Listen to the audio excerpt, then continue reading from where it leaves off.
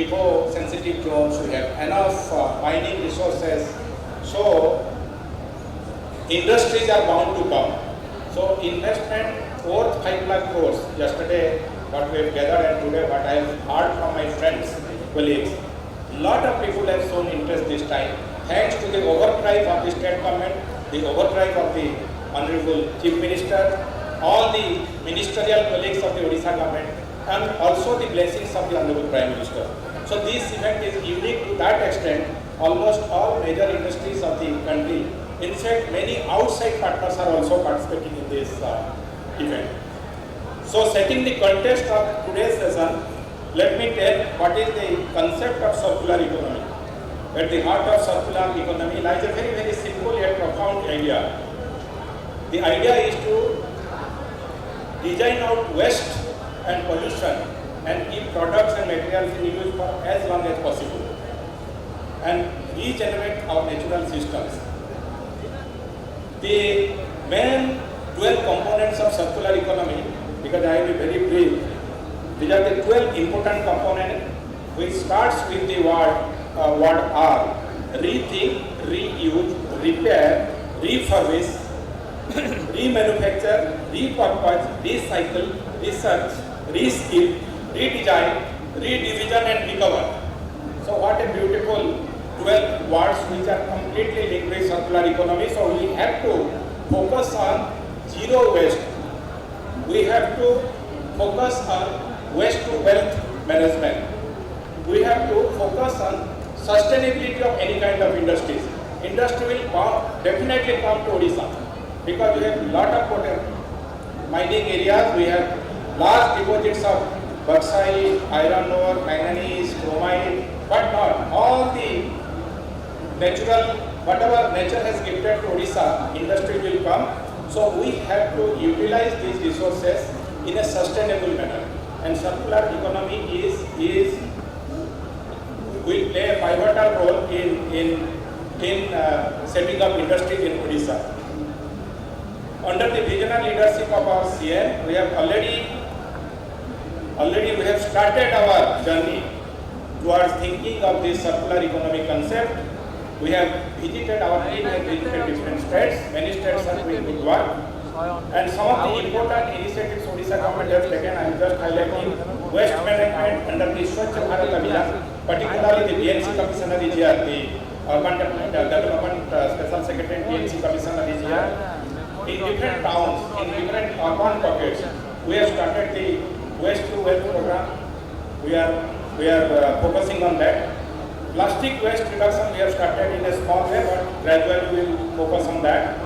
Industrial symbiosis and green industries, the fires from the thermal plants, whatever fires we are getting, we are basically utilizing the construction industries, in the road sector, in the NHI project, in the state road sector project. Renewable energy revolution we are trying.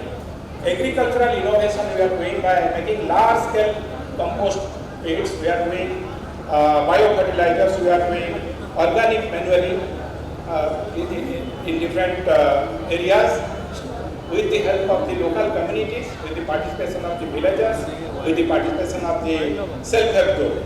Another important dimension of our circular economy is eco-tourism. Tourism industry we should promote, but with the involvement of the local community, which are basically the tribal communities. So with the aim of involvement and participatory development, the state government has developed almost 50 odd eco-tourism sites across the state, and Honorable Prime Minister was very happily yesterday, he was praising what Odisha is doing in the front of eco-tourism and what potential we have, because we have more than 33% of forest cover. If you add the total tree cover, then the total green area in Odisha will be around 37%, one of the highest in the country. The state generates about 100 million ton of waste like tire waste, ELB waste, MSW, metal waste, e-waste, battery waste, solar panel, gypsum, industrial waste, used oil, agriculture waste, etc. etc. per year from different waste streams, which provides a huge scope for all the development of waste recycling and circular economic opportunities. So I will appeal all the industries here to please focus on this so that there will be sustainable development of industry as well as nature. To achieve this vision of our Honorable Prime Minister for Vikasit Bharat in 2047 and Vikasit Odisha, which will come early in 2036, as appealed by our Honorable Chief Minister, we have to work together. All Odias, all stakeholders who are working in Odisha, they have to work together to achieve this vision, and we must act collectively and decisively. Let us commit to the following: strengthening policies and governance, for which I am responsible in the department. Our Honorable Minister is responsible. He is very focused. He belongs to a tribal area in the fringes of Simlipal Tiger Reserve stays, and he always advises the departmental officers, make a balance between sustainable development and natural existence. How the nature will not be affected, how the wildlife will not be affected, that is his main concern. So strengthening the policies, strengthening governance mechanism will be. Fostering partnership, this is another area where both of us will join. The stakeholders, the industries who are coming to Odisha to explore the mineral, to set up industries, they should also focus about the pollution aspect, the waste aspect, the population aspect, what kind of health hazards it will bring to the population. If that will be done properly, if that will be planned properly through a good partnership, collaborative partnership between the state government and industries, then that will help. Unless you empower the communities, nothing can happen. So you have to sit with the communities where you are setting up your industries. You cannot ignore the communities. And most of these industries are coming in areas where tribals are living. The poor people are living. So we have to improve their livelihood, we have to improve their living standards in health, in education, in drinking water, in everything. Health, education, electricity is basic. After 75 years of independence, we have to focus on their livelihood also. How to get more money for each family. So empowering the communities, ecotourism is a good example of participatory development where we have involved the communities, and celebrating success stories. Wherever a village has done good thing, wherever an industry has done good thing, other industries should visit. Some time back, I was talking to the scientist from Government of India who is here. Tamil Nadu is doing good work in use of recycling of plastic. Why not a team from Odisha will go to Tamil Nadu and visit and see what they are doing? We are doing good work in fly ash. The team from other states should come and see what we are doing. So whatever Gujarat is doing, something good is done in Gujarat, something good is done in Maharashtra. The major industrial states, we should cross-learn from each other and celebrate our success. Ultimately, to achieve the goal of our Honorable Prime Minister for Vikasit Bharat in 2047, we have to, all the states have to develop. Odisha will develop, definitely we will focus, but all others should learn from each other. To conclude things, friends, the journey towards a circular economy and a cradle-to-cradle vision for Swachh and Vikasit Odisha, which is the theme for today's session, is not just an aspiration, it is a necessity. It is a journey that requires courage, creativity, and collective will. It is a journey that holds the promise of a brighter, cleaner, and more prosperous future for all of us. While we understand the priorities of the investors, we respect your sentiments, we honor your priorities. The state would also wish to see your investments and expansion of projects aligned to the vision of circular economy in Odisha. I invite you to explore opportunities that the state office offers and make Odisha your investment destination. Already you have done that. Otherwise, in the last couple of days, we have seen so many industrial tycoons sitting here and signing MOUs and committing before my Honorable Chief Minister. We will do that. In fact, in all the print media today, or electronics media, everywhere in the social media, this is the big news. Many investors have come to Bhubaneshwar for the Make in Odisha 25, which is unique in its style. From the other three MIO, this is different, and how the Honorable Prime Minister has set the tone for this two-day conclave, which will be concluded in the evening today. But we need the support of all of you. Unless you support us, Unless the local community support us, the government, which consists of few government officials, they cannot do anything. We need fully your support and cooperation. Thank you very much, the participants. Many of you are not allowed to enter because there is no vacancy. And in future, we will plan more workshops. In fact, there is a national level workshop on Jaipur day after tomorrow. I'm requesting few of my officers to visit. So this is a burning topic now, circular economy. Along with industrial development, this is a burning topic. So I really thank the organizers, the Make in Odisha, Utkarsh Odisha team, the PwC, the Confederation of Indian Industry, CIA, for collaborating with Forest, Environment and Climate Change Department for organizing this session to build a Swachh and Vikasit Odisha for generation to come. Bande Utkal Janani, Namaskar, Jai Hind.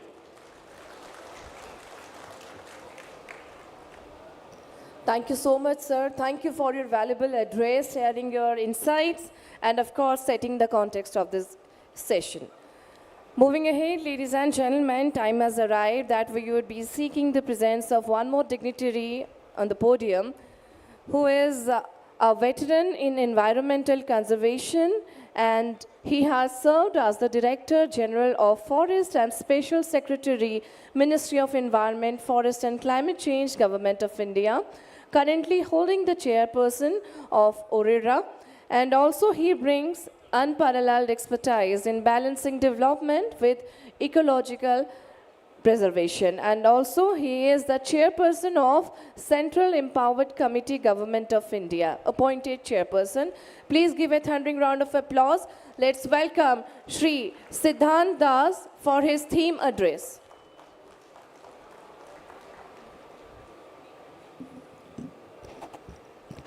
Thank you, ma'am. Honorable Minister, Mr. Singh Khuntia, ACS, Environment, Forest and Climate Change, Mr. Satyavat Sahu, PCC of Odisha, Mr. Devdutt Biswal, K. Murugesan, the Member Secretary, Pollution Control Board, and so many other posts he is holding.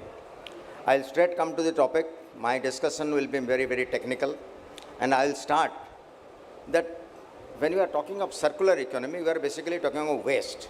Waste is something which is only in human beings. There is no waste generated in any forest ecosystem, the marine ecosystem. There is no concept of waste. It is only when human being gets in, they get waste. And all our products, we produce something and produce waste. Okay. So I will be focusing on a particular waste, that is gaseous waste, because when we talk of the climate change, in today's day, the most important or the most critical thing that is facing the earth is the global warming due to climate change. And this is because of the increase in the greenhouse gas in the atmosphere. And I will be particularly again focusing only on one greenhouse gas, that is the carbon dioxide. Mr. Chand is sitting here, he was NALCO CMD. When we started a project to sequester carbon dioxide that is being released from the thermal power plant of NALCO thermal power plant at Angol to produce algae. You know, any mechanism of that photosynthesis that captures the carbon dioxide from the atmosphere and converts that into biomass. And that is only possible through the process of photosynthesis. So we started with this carbon dioxide that is being released from the thermal power plant, captured that carbon dioxide to produce algae. One would say, why algae? In a forest ecosystem, we sequester about 1 ton of carbon dioxide per acre per year, whereas in algae, we can go up to 100. And in the NALCO experiment, we had achieved an average of 35 and a peak of 65. So this was highly acclaimed all over the world. We had international seminars where we have participants from the US and other European countries, and these papers were published in various international journals. Now, after I became Director General of Forest in Government of India, I wanted to take it forward, but somehow we didn't do this because people didn't know how to go about. But at that time, the Jindal Steel and Power, Mr. Navin Jindal, he took the initiative. He came to me and he said that, why don't you do this carbon sequestration in my Angul plant, our steel plant, because they are saying that in a normal thermal power plant, you have about 13 to 14% carbon dioxide, whereas we are using a technology of DRI, we are coal gasification. We are using coal gasification, and in our coal gasification, we are producing gas that is 95% enriched with carbon dioxide. So actually, we have again started that, not me, that is there going on. So I will do a case study of carbon sequestration in the Jindal Steel Power Angul. See, the Jindal Steel and Power produces 14 lakh tons of carbon dioxide of the flue gas that contains 95% of pure carbon dioxide in their DRI plant. You know, they do the coal gasification technique. In this technology, what they gasify this coal, and there's your carbon monoxide and hydrogen, those are used as fuel, and carbon dioxide comes out as the byproduct, which is released to the atmosphere. So they release 14 lakh tons of carbon dioxide per year. So what can be done? So the same NALCO experiment they are trying there. So the NALCO experiment, what they are doing, since now they have a very enriched carbon dioxide in the gas they are releasing, so they can produce up to 0.5 lakh tons of of algae per year, and this they can sequester 0.5 lakh tons of carbon dioxide that is being released to the atmosphere. This is the first thing which they have already on the job. The second part they are doing is that the another byproduct of steel plant is the BOF slag. The BOF slag, basically it is the calcium oxide. So calcium oxide is leachable. So it leaches and contaminates the groundwater. That is why those have to be stored in your the lined storage spaces. And this cannot be used because it gets leached. So what they can do then, 56 tons of calcium oxide, when treated with 44 tons of carbon dioxide, it will produce 100 tons of calcium carbonate. Calcium carbonate is not leachable, and it can be used as a gravel for road construction and other construction material. So once we are not only capturing carbon dioxide, but also converting a waste material, that is the BOF slag, into calcium carbonate, which can be used as a resource for our roads and buildings material, making this. So by this process, they can sequester 1 ton of carbon dioxide, 1 lakh ton of carbon dioxide that they are releasing. So by this process, only in the Jindal Steel and Power. Then if you have the other steel plants, if they take this carbon dioxide from here, all steel plants in the state, they can convert 3.5 lakh tons of carbon dioxide and make this calcium carbonate. Another major problem in our state is the aluminum refineries. The major byproduct or the major waste material is the red mud. That is magnesium oxide and different oxides. Those also extremely alkaline and can contaminate the groundwater very badly. So they have to wear and all these areas you will be hearing about the red mud contamination. So the red mud, that is basically the magnesium oxide, can be treated with this carbon dioxide that is being released here, and we can make that into magnesium carbonate. And this method also, this magnesium carbonate is no longer leachable, and those can also be used for road making and other purposes. So if we use the potential, all the red mud in the state, we can further capture 7.5 tons, 5 lakh tons of carbon dioxide from which is being released. And in our mining sector, we can capture another 2.5 lakhs. So if you see, the 14 lakh tons of carbon dioxide that is being released by this plant of Jindal Steel and Power that can be utilized inside the state and also can be used to convert the waste into resource. And they have already started doing that. And Government of India is very concerned about it. And now Government of India last month, only in December, they have decided that Government of India will only produce green steel. So, as of now, to produce 1 ton of steel, we release about 2.75 to 2.8 tons of carbon dioxide. So, Government of India has now come up with this thing, unless the release of carbon dioxide is brought below 2.2 tons of carbon dioxide, it will not be considered to be green steel. So, if you produce green steel, you will get all the benefits and also you can export. So, the challenge before the steel industry is that they have to reduce the carbon footprint of steel from 2.8 to 2.2. So, if it is 2.0 to 2.2, it will be 3-star green steel. If it is between 1.6 to 2.0, it will be 4-star green steel. And if it is below 1.6 tons per ton of carbon dioxide, per ton of steel, it will be considered a 5-star green. So I take this, since Odisha is the leader steel producer, our industries will come forward to do that. I congratulate Jindal Steel and Power who are going ahead with this producing of green steel and this thing. One more thing I will just last to say that about the same industry, because the case study of Jindal Steel, there is something you must have all know. You know all about the CCUS, carbon capture, utilization and storage. Yeah.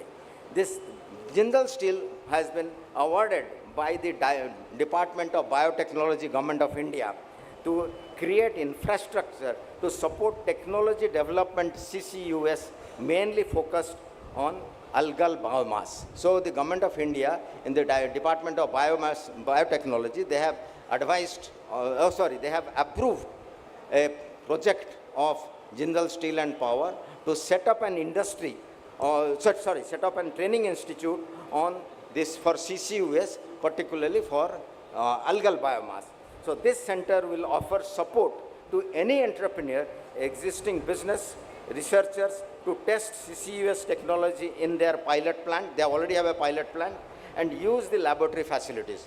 Secondly, they can have access to the large CO2 supply capacity to run their CCUS. I told you that they are producing 14 lakh tons of pure, almost pure carbon dioxide. So these people can use that. And finally, the National Center intends to help CCUS efforts to be successful for the entire country. So this is a beginning of it. This green steel, these are all recent developments, as I told you, that this in the December, this green steel notification has come, and now the Jindal Steel and Power's, their institute has been approved. And about the NALCO project, what has happened after the success of the NALCO project, there is a German aerospace agency. They showed interest that they want to produce the for aerospace silicon carbide. That is something used for the aeronautics. So IIT Kharagpur, German aerospace agency, and Jindal Steel and Power, they have produced silicon carbide, which has been approved internationally, and this has been awarded by our Honorable Mr. Jitendra Singh in a particular program held in New Delhi. I think we in Odisha, we should not only be taking pride in being producer, being resource rich, but also industrially active, and also with leaders in waste, managing the waste and converting waste into resource. Thank you very much.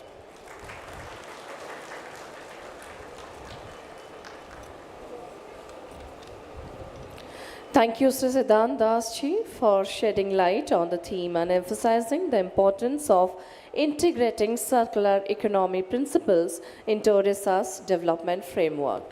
Ladies and gentlemen, time has arrived that we would be seeking the presence of one more dignitary who is already gracing the dais, who is serving as the Member Secretary of the State Pollution Control Board, Odisha, and he has dedicated his career to enforcing environmental regulations and promoting sustainable practices. His strategic vision has significantly contributed to the implementation of eco-friendly industrial practices in Odisha. To share the vision framework on circular economy, I would be humbly requesting Dr. K. Murugesan, IFS, Member Secretary, State Pollution Control Board, Odisha. Sir.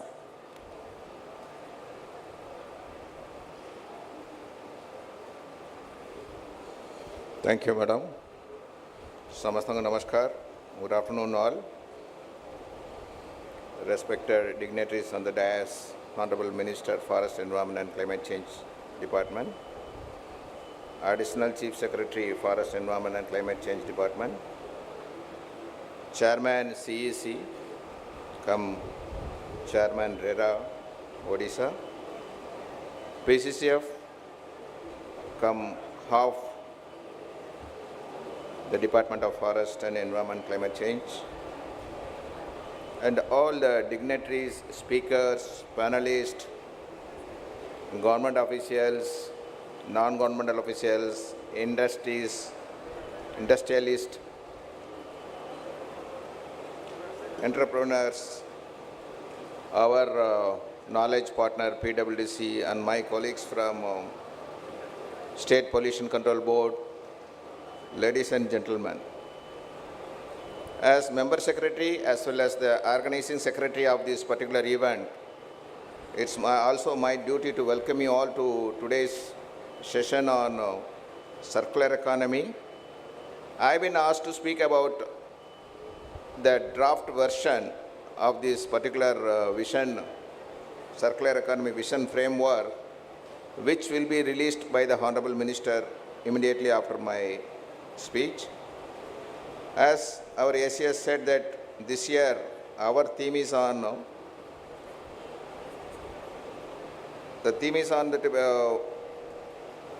developing a framework for circular economy, Swachh and Viksit Odisha, which is in tune with Viksit Odisha for Viksit Bharat. As you all know that in 2022 also we had a session on circular economy wherein a lot of people showed interest in the circular economy, and based on the experience and the recommendations, we have decided to form the vision framework. The vision framework will be distributed once after this inaugural, after the release by the Honorable Minister. Then it's open to all give their views and suggestions so that it can become the vision document. As you all know that every vision has got a must define, the framework should define what is this vision, what are the objectivities, what sort of opportunities the state is going to have, and what are the issues one should focus, like what are the strategic pillars and the key interventions which are required. That has been included in our framework. For this purpose, we engaged for last 1 month because this particular Make in Odisha, Utkarsh Odisha, you all must be knowing that it was the government took decision about only 2 to 3 months back, but in spite that, all the department, including the State Pollution Control Board, on behalf of the Forest, Environment and Climate Change Department, we could onboard PWDC and we have prepared this particular framework.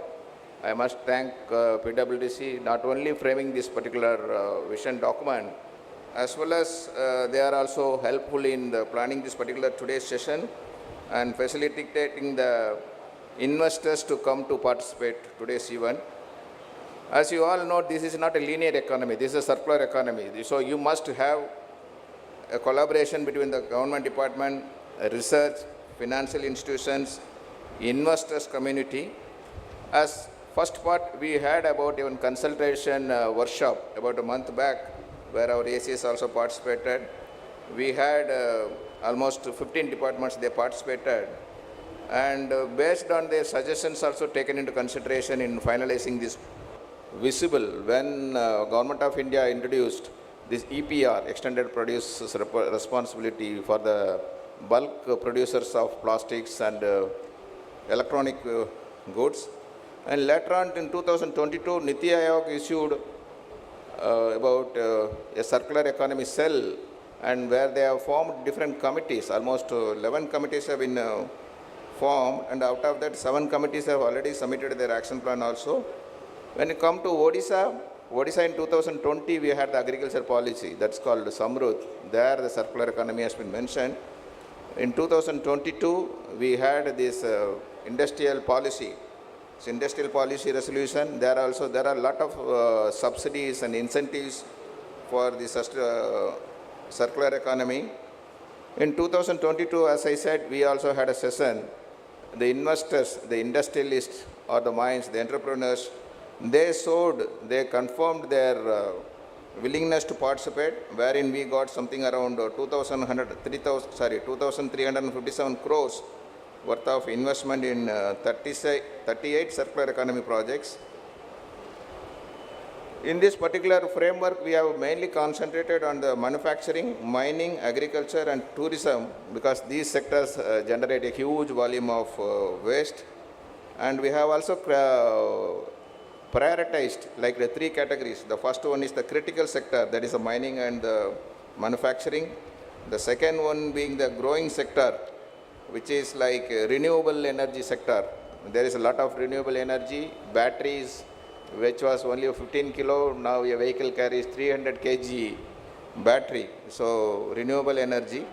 And third one is the opportunity sectors, which you may say, which has got a lot of potential to have circular economy. And when we analyzed, we have till 2036, we can have around 1.7 lakh crore worth, 1.70 lakh worth crore we can have investment in this particular circular economy.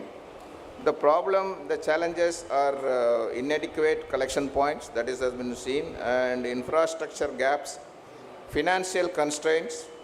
That's why we have called one of the experts person will speak about how the banking sector can help in this particular field, and insufficient technological adoption. That is also another issue. But in this particular framework, we have also given about what are the strategic pillars, like what the government level, what we must have, what governance you must have, or what sort of incentives the government can provide.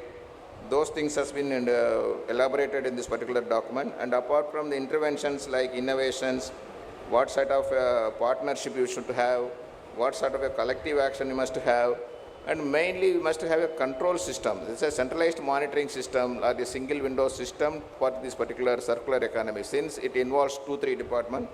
That has been mentioned also.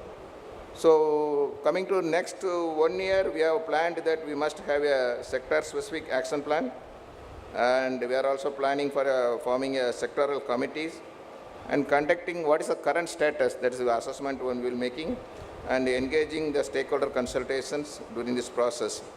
So this is in nutshell about this particular framework vision we are planning, which will be released by the Honorable Minister. So I encourage you all to review this particular vision framework and give your insight and collaborate with us for building a resilient and inclusive economy that will not only benefit the present generation as well as the future generation. Thank you. Mande Janni, namaskar.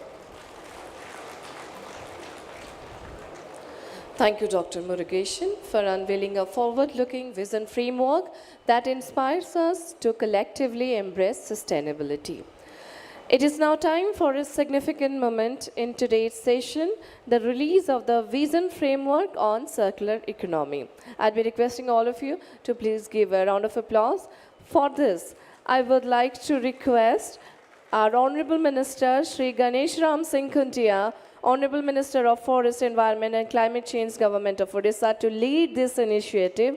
Sir, we are eager to witness the formal unveiling of this roadmap towards a sustainable Odisha. Ladies and gentlemen, can we join in this very special moment of today's session?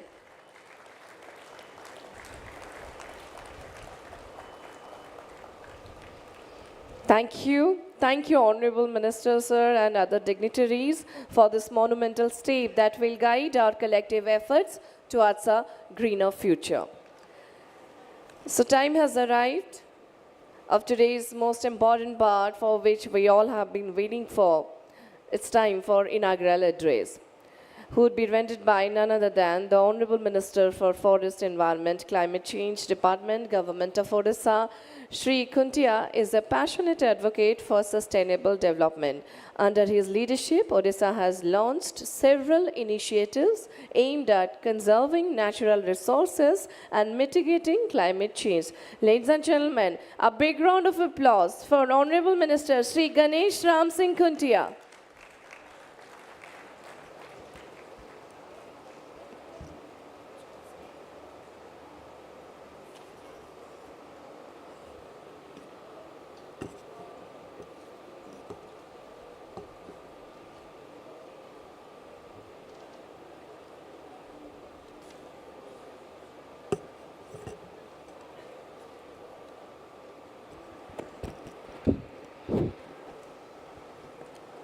Thank you, madam.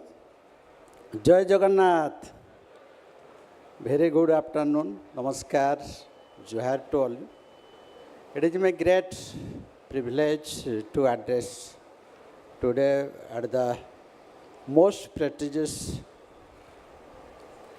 Utkarsh Odisha Make in Odisha Conclave 2025 on this circular economy session.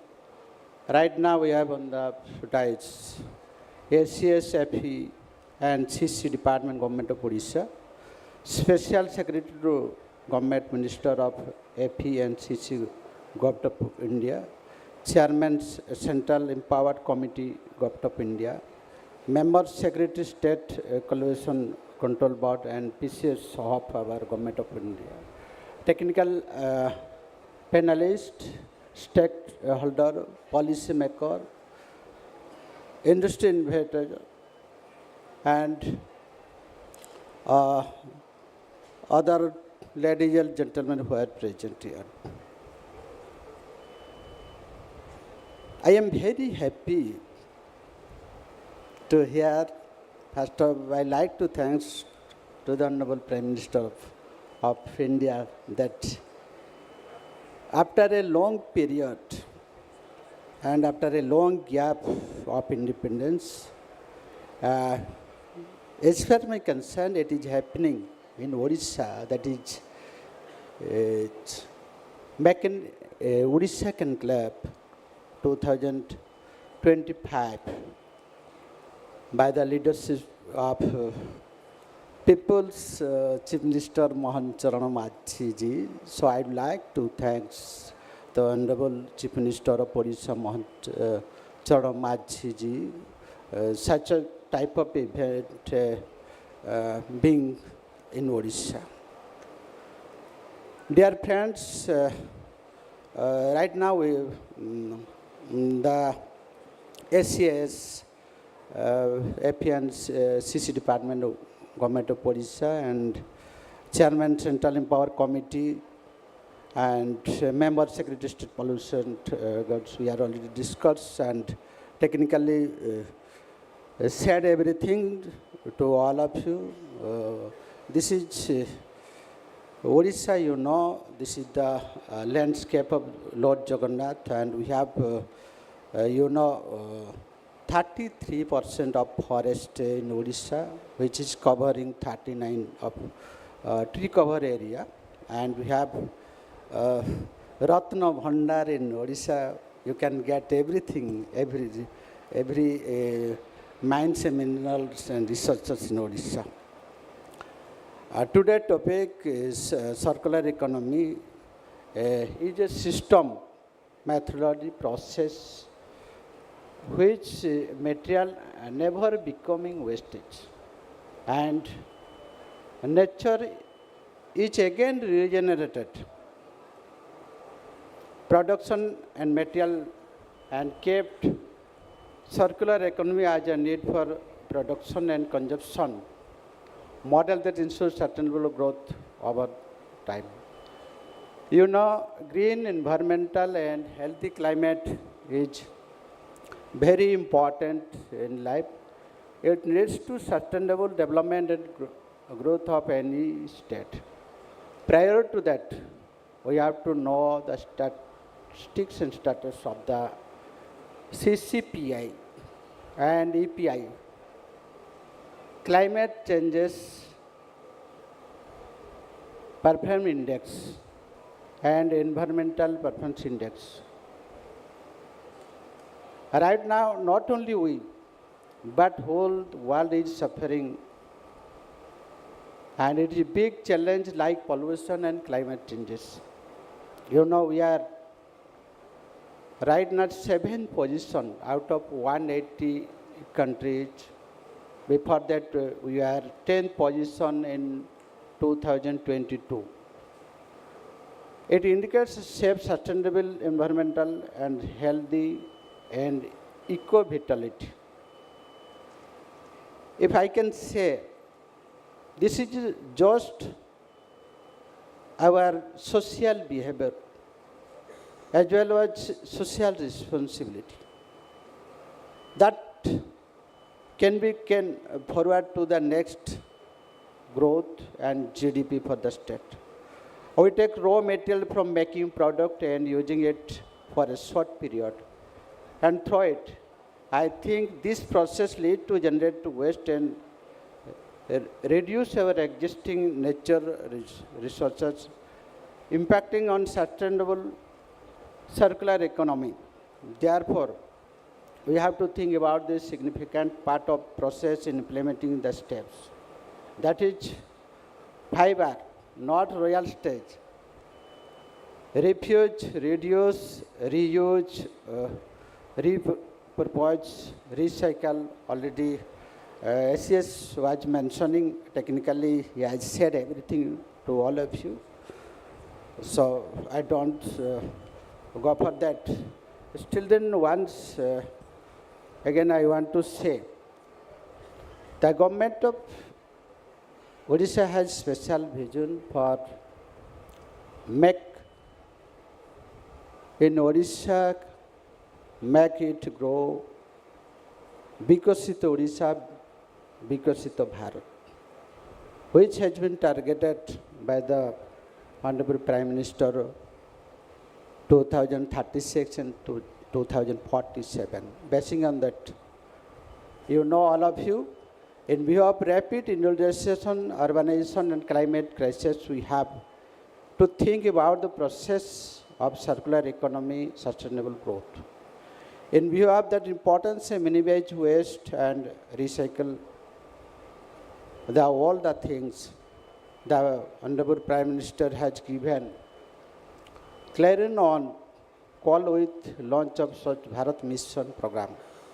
Visible achievements have been made at all levels, starting from urban area to Gram Panchayat level, involving the social responsibility in use, public and private enterprises. It is the largest sanitation and waste management program in the world under the dynamic leadership of our People's Chief Minister Mohan Charan Majhi ji. And main objective is to growth Odisha, Vikasita Odisha, our natural resources, and he is committed to become the industrial power of Eastern Odisha. We have skilled workforce, progressive policy. We have made a prepared investment. Destination in Odisha has the great potential to turn the waste into the wealth and eventually creating more jobs with our skilled workforce in the sector. This year we have the vision of cradle to cradle for Swachh and Vikasita Odisha by 2036. I am delighted to see the importance and opportunity of the circular economy for Odisha, sustainable development, and encourage the investors to invest in Odisha in this concept. I also request and appeal the academic and research institutions and as well as startups in the state to focus studies and innovation in this crucial area. We are encouraged to collaborate with the stakeholders to create supportive policy and environment to achieve and realize our vision cradle to cradle for Swachh and Vikasita Odisha by 2036, which will bring positive impact in the lives of our people. I am confident that expert discussion in our today session will generate innovative ideas and model of process in this regards. Therefore, I would like to thank to all the participants, stakeholders, policy maker, industry innovators, knowledge partner, industry partner, for supporting us in these events. Lastly, I wish to all for grand success. Thanks you. Vande Utkarsh Janani, Bharat Mata ki Jai.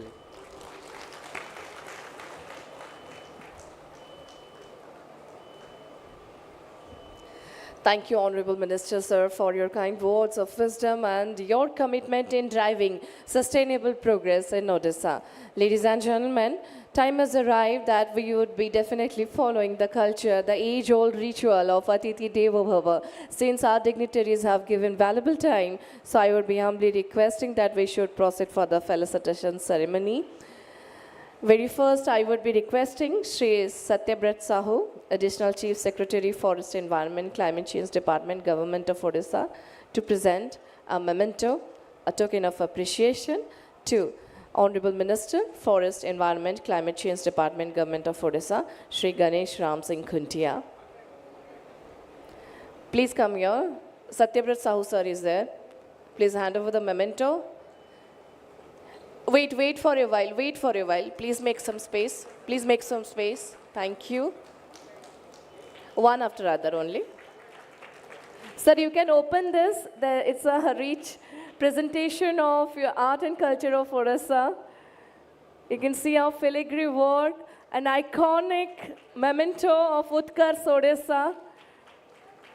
Hats off to the creativity.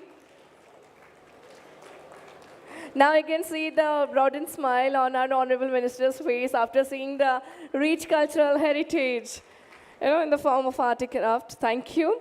I would be now requesting Member Secretary, State Pollution Control Board, Odisha, Dr. K. Murugesan, to present a memento token of appreciation to Additional Chief Secretary, Forest Environment, Climate Change Department, Government of Odisha, Shri Satyabrat Sahu. This is a very special moment. I would be requesting room to bring some more energy in the form of a big round of applause, everyone. Can we go for that? Thank you. Once again, I'd be requesting Dr. K. Murugesan to present a token of appreciation to ex-DGF cum Special Secretary, MOEF and CC Chairman, Central Empowered Committee, Government of India, Shri Siddhant Das.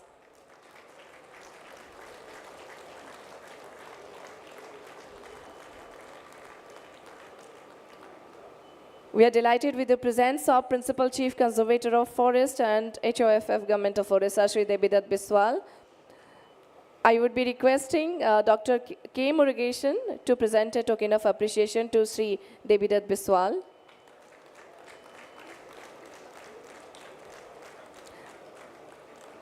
I would be now requesting Shri Satyabrat Sahu sir to present a token of appreciation to Member Secretary, State Pollution Control Board, Odisha, Dr. K. Murugesan.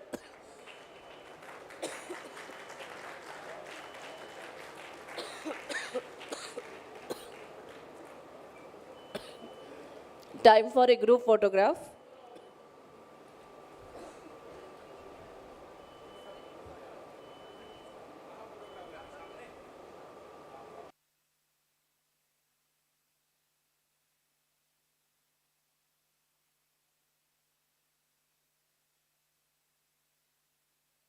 Check. I request all the intent holders to join in the second photograph. All the intent holders to please come and join us for the second photograph along with Honorable Minister and other dignitaries present on the dais. Ladies and gentlemen. In the heart of Odisha, All the intent holders kindly come and join us for a group photograph. in the heart of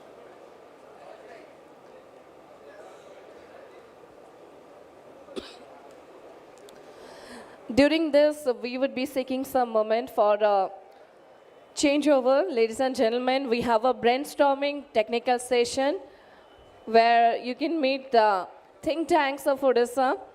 And in between, let us show you some of the videos to showcase the best practices through some case studies highlighting commendable initiatives in the field of circular economy in Odisha. I would be requesting our intent holders to join in 2 batches because we want to cover each and every one. Your contribution is absolutely praiseworthy. We don't want to miss a single intent holder in the frame. Hello, sir. As you can see.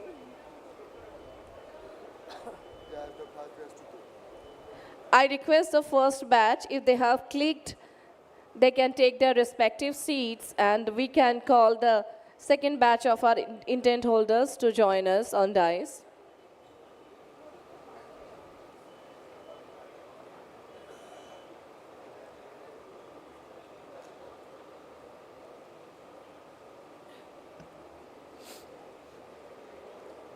All right, the second batch of intent holders, ladies and gentlemen, please be seated. We are just taking few moments because after this we have a technical session. Meanwhile, we can play the videos console. We have some case study videos, absolutely relevant to the context, and these case studies will essentially cover Hindustan Coca-Cola Beverages, Indian Farmers Fertilizers Cooperative, IFCO, and Indian Metals and Ferroalloys Limited and State Pollution Control Board. Transforms into a spiritual epicenter every Please be year, there. as Apan mane millions samaste gather for rahibe the niज grand sthanore because Rath ame Yatra. tapare technical session tapare panel discussion karibu. Recognized as the So I largest request and everyone oldest of samaste its kind rahibe. worldwide. The event draws millions of devotees and tourists. In 2024 too, the city of Puri became a vibrant spectacle of faith, tradition, and community spirit. This influx of people places a significant responsibility on the administration to ensure a clean environment for the pilgrims. Addressing this challenge as a joint responsibility, Hindustan Coca-Cola Beverages, along with the Ananda Coca-Cola India Foundation, State Pollution Control Board, Odisha, Y4D Foundation, Foundation for Climate Protection, Odisha Development Management Program, and Puri Municipality, with the support of the District Collector's Office, launched the Used Pet Bottle Free Rath Yatra initiative. This massive undertaking ensured a clean and sustainable festival. Committed to circularity, the drive successfully collected over 850,000 used PET bottles, totaling 17,000 kgs. This collaborative effort was only made possible by the substantial support provided by the government of Odisha. Alongside this celebration, over 1,000 volunteers were actively involved in the sustainable waste management drive, raising awareness and working towards environmental conservation. Through the initiative, training sessions and a special play focused on waste management were conducted, effectively spreading awareness about environmental sustainability and the importance of cleanliness in preserving our surroundings. Strengthening the collection infrastructure for used PET bottles. Collection mechanisms were placed along the Rath Yatra route, strategically located at critical points. Auto trippers moved along the route 24/7 to ensure smooth collection of waste and efficient transportation to the warehouse for segregation. With 24/7 help desks set up, we provided support around the clock, ensuring smooth event flow and offering quality hospitality to the visitors. The preservation of the rich cultural heritage of states such as Odisha is a purpose we are highly passionate about. From spreading awareness on climate protection. Since the stage is ready and we are running behind the schedule, I believe that we should be starting the technical session. Ladies and gentlemen, thank you to Honorable Minister, Sir, and other dignitaries for the inaugural session.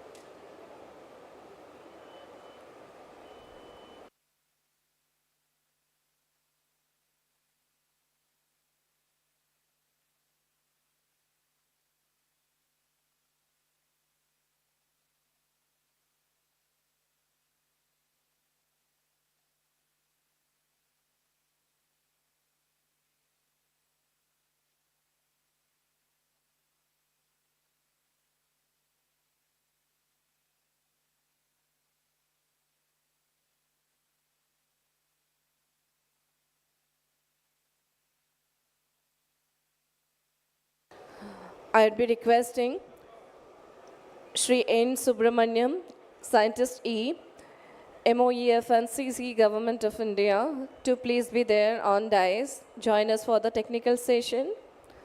Ms. Janavi Papriwal, Associate Partner, Circulate Capital, to please join us. Dr. Tapan Kumar Chand, ex-CMD NALCO, co-convener, Odisha State BJP Industry Cell, to please join us on dais. Dr. Siddharth S. Padhi, Professor IIM Kozhikode, Kerala, to kindly join us on dais.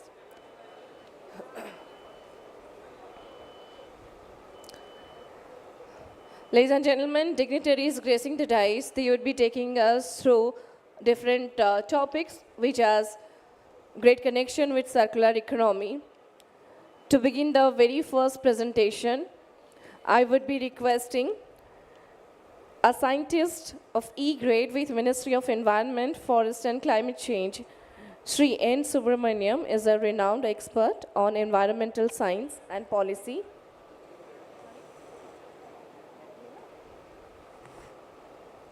Dr. Tapan Chand, ex-CMD NALCO, co-convener, Odisha State BJP Industry Cell. He was there only, sir? He was there. You may call him, sir. All right, we are waiting for the presence of Dr. Tapan Chand.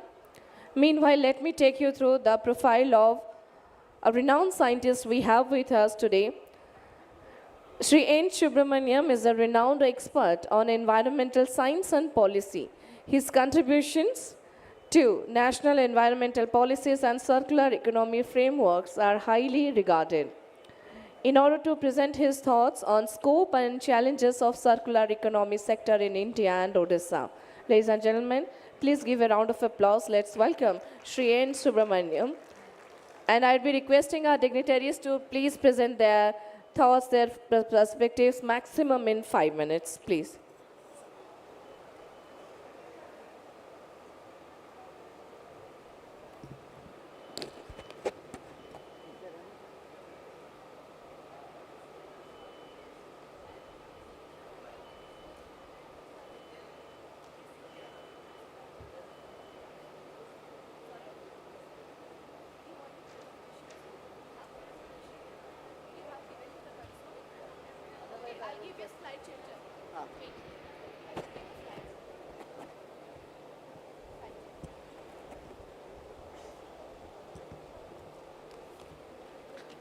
Very warm good evening, everyone. I am Subramaniam from Ministry of Environment and Forest. First of all, I would like to congratulate the Environment Department, Forest, Environment and Climate Change Department, Government of Odisha, to organize this Circular Economy Conclave. And on this occasion, Honorable Minister Environment has released the Vision Framework for Circular Economy for Odisha State. So just would like to take you through what were the government initiatives in terms of circular economy from the government side. So when it, as the Satyabrata Sahu sir mentioned, the Government of India in 2021 itself started the circular economy concept that had the precursor to the announcement made by the Honorable Prime Minister in one of his speeches, that we have to take the circular economy in the full earnest to reap its potential, and so that we can minimize the waste and send it to the raw materials and minimizing its fresh natural resources. So with that concept, circular economy committees were formed. As it was already mentioned, these committees were formed with the government officials, only few individuals from the Government of India, but mostly they're all from the industries and the experts research organizations. These committees have deliberated almost 3 to 5 months to come up with the what should be the circular economy recommendation plan that can be implemented by the governments. So once these plans were prepared, there were consultations held within the government. Once the committees have shared these plans, then government said, now let us go ahead with these action plans, who can do what. Let us say the EPR regulations can be implemented by Ministry of Environment and Forest. Let us say the standards for recycled materials, use of recycled materials in the new products can be done by the Ministry of Consumer Affairs and Bureau of Indian Standards. So similarly, these kind of actions we had assigned to different governments and different ministries and different organizations in the government. So that started, the actions were channelized in all different ministries. Initially, Niti Aayog has anchored this entire circular economy concept, and later on it was handed over to Environment Ministry to take forward to implement.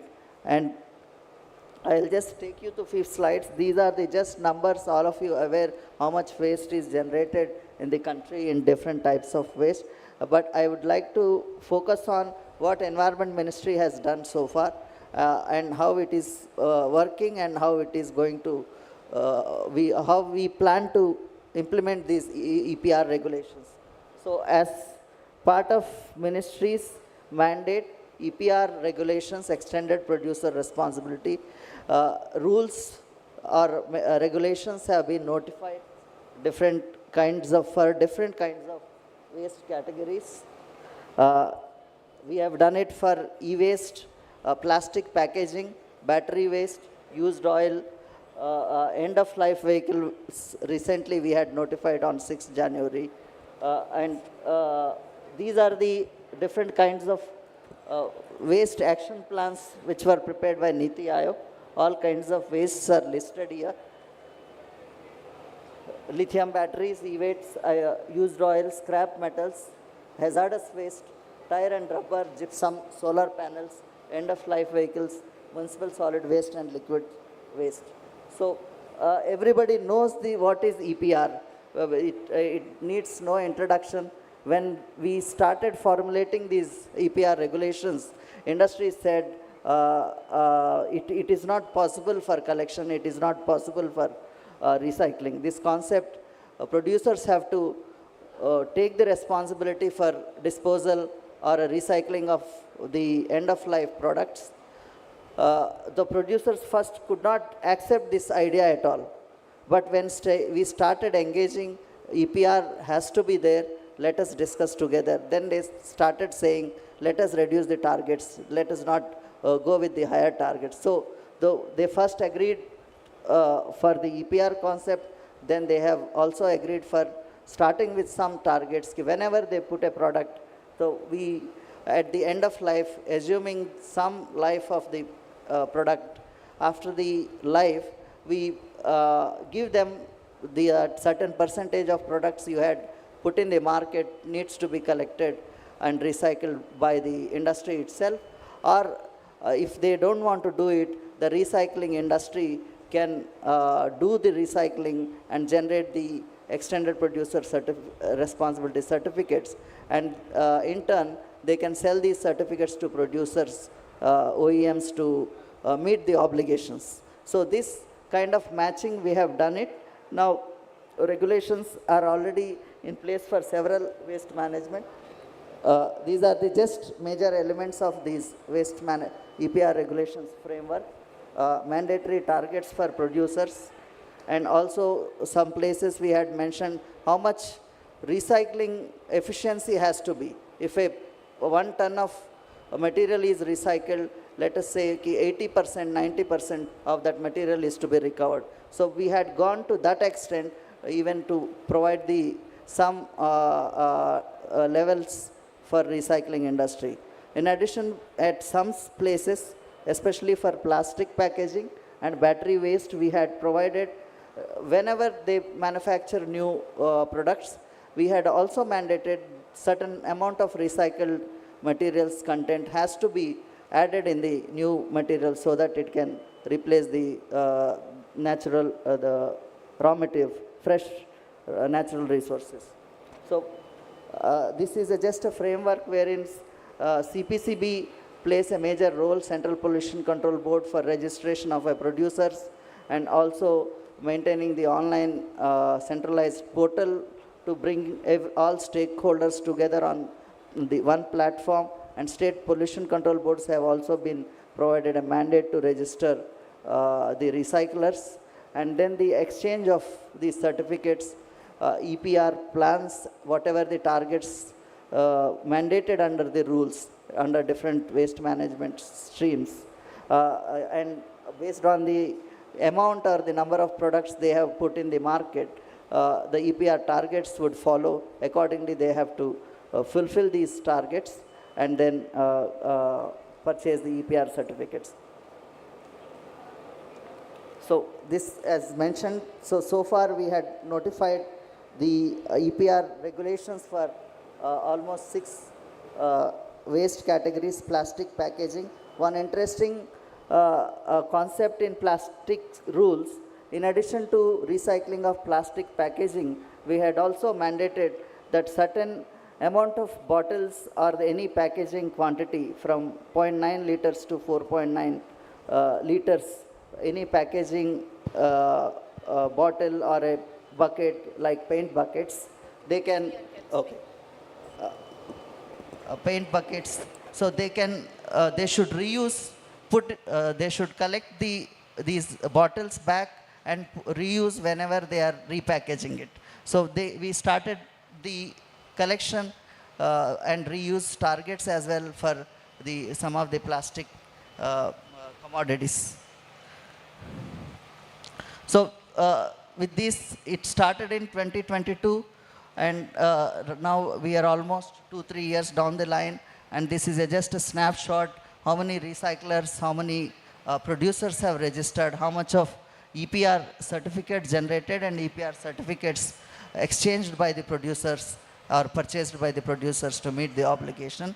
So through this mechanism, we are hoping the wastes which are not collected, which are going to landfill, that get collected because the EPR certificates are traded between recyclers and the producers, that generates additional revenue apart from what they do the recycling and sell the secondary raw materials from the recycling facility. So that gives some economic benefit and also the sustainability, viability of a recycling facility. And so that recycler also puts some effort to collect the waste from the market and also from the informal sector.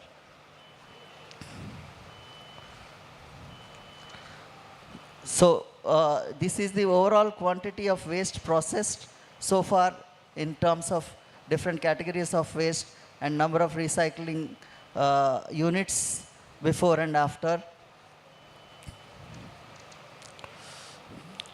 So another important issue is solid waste management. Everybody knows we have so much of solid waste.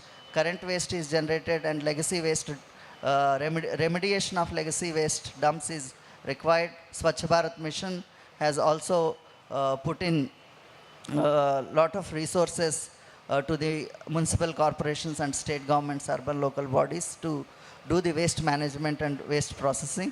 So we are also hoping all the legacy waste would get remediated in down the line of, let's say, 4 to 5 years. And also we will be, all the cities would be equipped to have a processing facilities to the 100% its collection and then processing. So finally, what is the scope and what are the challenges? Now we all know these are the regulations and it is in the initial stage, so it is evolving. So there are certainly challenges, especially for the recycling industries. They need incentives, they need some promotion of technology,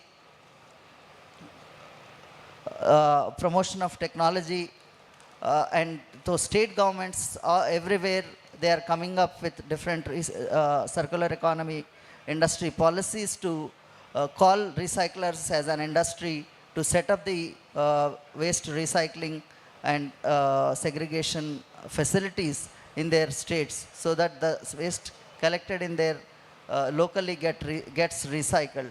And also at the same time, this recycling industry can start generating the EPR certificates and giving it to the producers. That's one of the second challenge is informal sector is still there.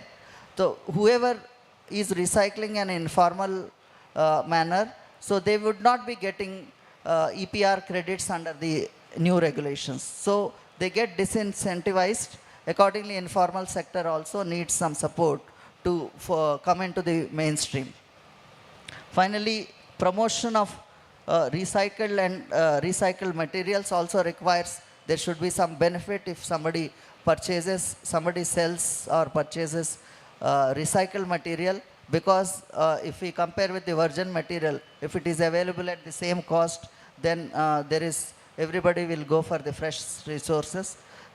And capacity building and awareness has to be taken in big scale in the country, so that everybody understands, consumer understands there is an EPR.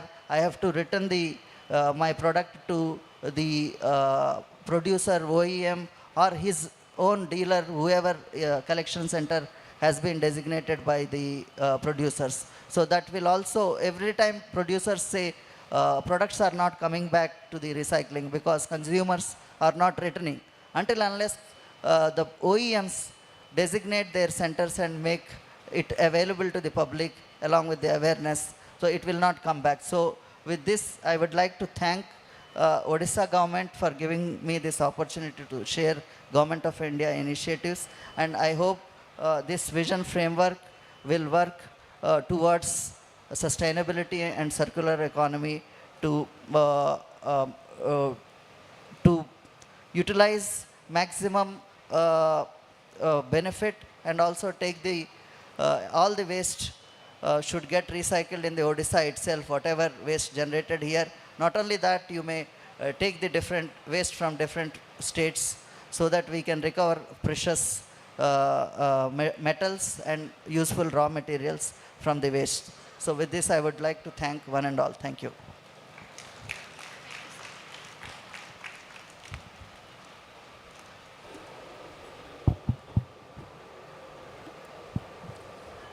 All right, ladies and gentlemen, we have the presence of all our 4 experts who would be participating in this technical session. So I will be requesting Team CII to welcome our dignitaries with a sapling, which essentially symbolizes prosperity and growth. Moving ahead, while we are doing the welcome ceremony with fresh saplings, I would be taking you through the profile of our next dignitary who would be sharing her perspective. Ms. Janvi Papriwal, who is an associate partner at Circulate Capital. Ms. Papriwal specializes in financing sustainable projects. She has played a pivotal role in mobilizing capital for innovative circular economy initiatives, making her a key figure in the global circular economy landscape. We welcome all of you, and Ms. Janvi Papriwal, may I request you to please join us in the podium and present your talk. Once again, reminding the time, 5 minutes. Thank you.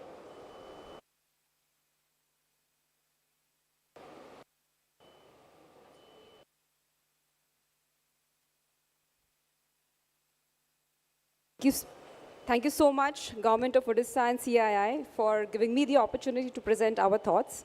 I represent Circulate Capital. My name is Janvi Papriwal. Circulate Capital is a private equity fund based out of Singapore, and we invest globally in companies who are involved in the circular economy. I'll be sharing our perspectives of the market and what we do.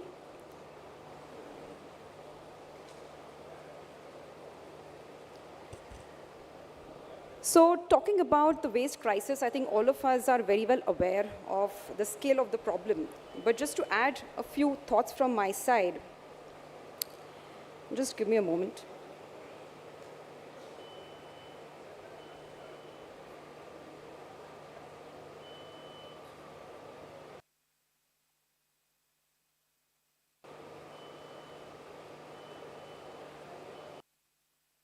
Right.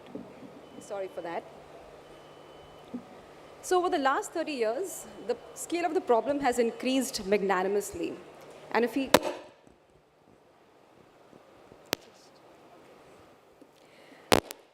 I hope I'm audible now. So over the last 30 years, the scale of the plastic waste problem has increased magnanimously as the consumption patterns increase, as people start spending more, and especially the case in the Asian countries. Waste, particularly plastic, has increased by 4 times. While most of it goes into incineration or landfill, only 9% of this waste is recycled. And if we don't do anything about it, then this waste is going to grow 3 times by 2060. And Asia, being the fastest growing region, including India, China, and the other countries, will be taking a lead in this area as well. And 20% of the global carbon budget will be attributed to GHG emissions from the plastics life cycle. Interesting to note is that 15 million workers are involved in the waste value chains who get directly impacted by the sector. However, if we move to a circular economy compared to a linear one, then we have the possibility of reducing global plastic waste by 80% by 2040. We could prevent 500 million tons of GHG emissions annually and save over $4.5 trillion in environmental and social costs by 2040.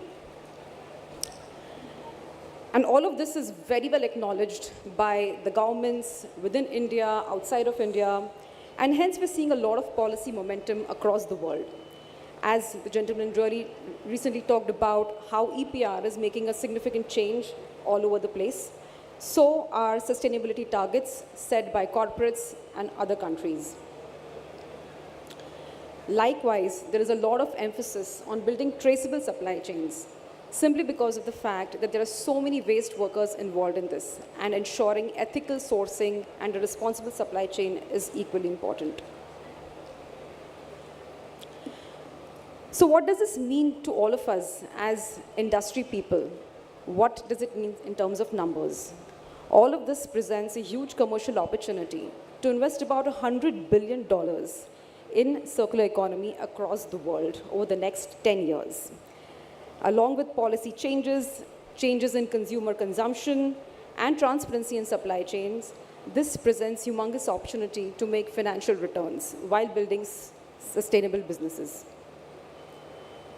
We stand a chance to creating 15 million household incomes that are already dependent on the sector can get formalized, 7 million new jobs can be created, in addition to the climate impact that we can create.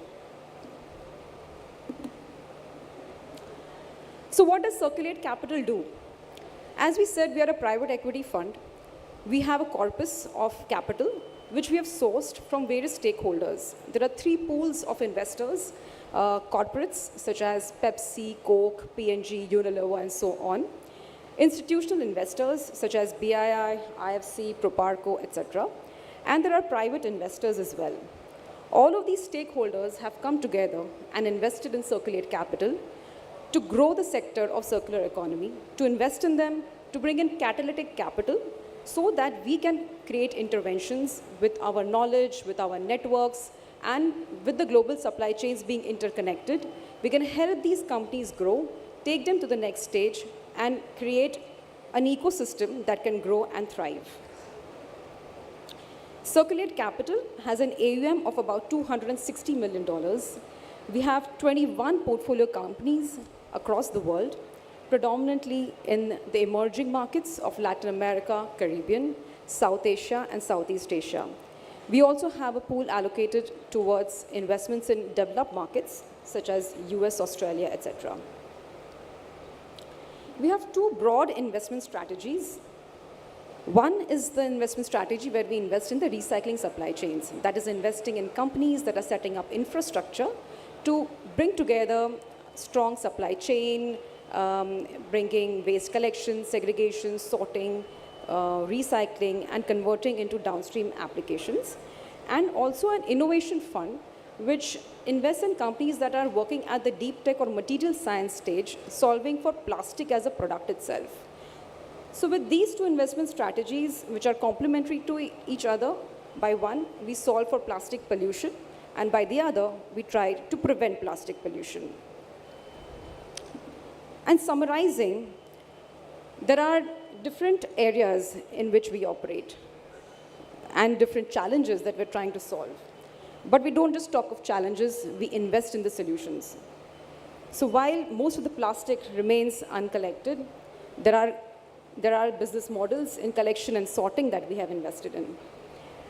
As we are aware that while PET is well collected and converted into various products, conversion into high-grade products is still very nascent in the industry.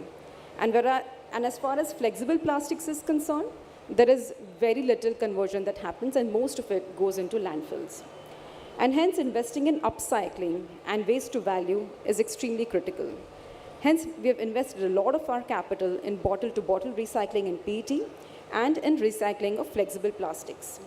And lastly, as I talk about the lack of transparency, it's also very important to leverage technology. India being the hub of software and tech, there are various ways to bring multiple stakeholders together using digitalization. So with these investment strategies, we have made several investments in India. The prominent ones you can see on the right side are Nepra, Sri Chakra, Dalmia, Lucro, Ricron, Recycle, Deluxe. I don't want to talk much about each and every company of ours, but here are some glimpses of our portfolio companies in India. Nepra is the largest dry waste management company operating in waste collection, segregation, sorting, and has now entered recycling as well. Recycle operates a digital end-to-end solution that connects various stakeholders in the ecosystem and helps them in discovery of price. Lucro is a manufacturer of difficult-to-manage flexible plastic packaging. And Sri Chakra is a PET recycling company. Likewise, we also have Dalmia, which operates in PET as well. Ricron and Deluxe, they operate in multi-layered plastic, for which there is no proven technology yet in the market for converting them into high-grade granules that can operate in the closed loop. Ricron and Deluxe actually convert multi-layered plastic into sheets that have multiple applications in the furniture and construction industry. And Ace Green Recycling is a battery recycling company, wherein the PP, ABS, HIPS kind of plastic, which do not come back into the economy, have a possibility of coming back by way of recycling.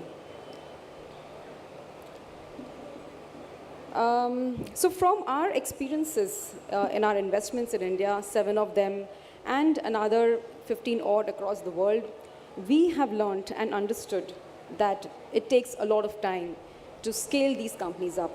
While we have created a path, there are multiple players in the ecosystem that need to come together because it definitely takes a lot of time, resources, and effort. Likewise, it's equally important to solve the societal problems of child labor, human inconveniences, women's safety, and with traceability, digitalization, we believe all of these problems can be addressed step by step. So that's all I had to share, and I hope I've completed everything in 5 minutes. Thank you.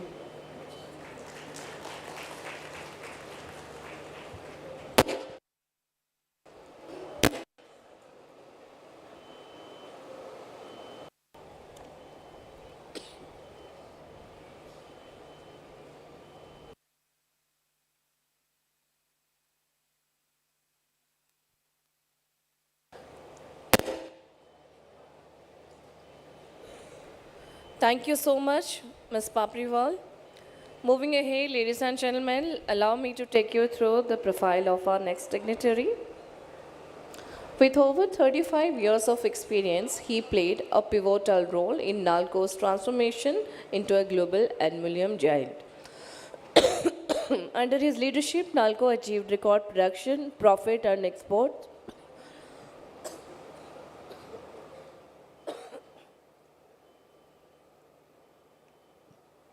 I'm so sorry. and he spearheaded initiatives like the launch of India's first high-end aluminum alloy. He has been instrumental in policy advocacy, working closely with the government to promote industry-friendly reforms. His contributions earned him multiple accolades, including the Best CEO Award and leadership recognition from sorry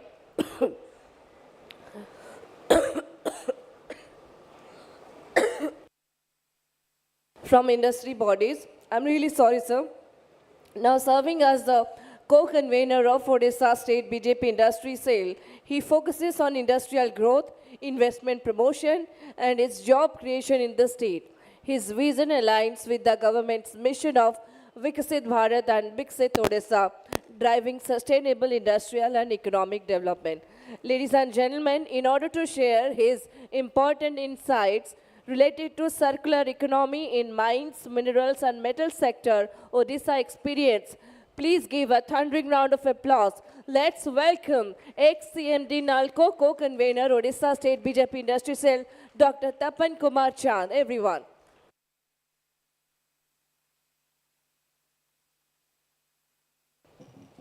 On behalf of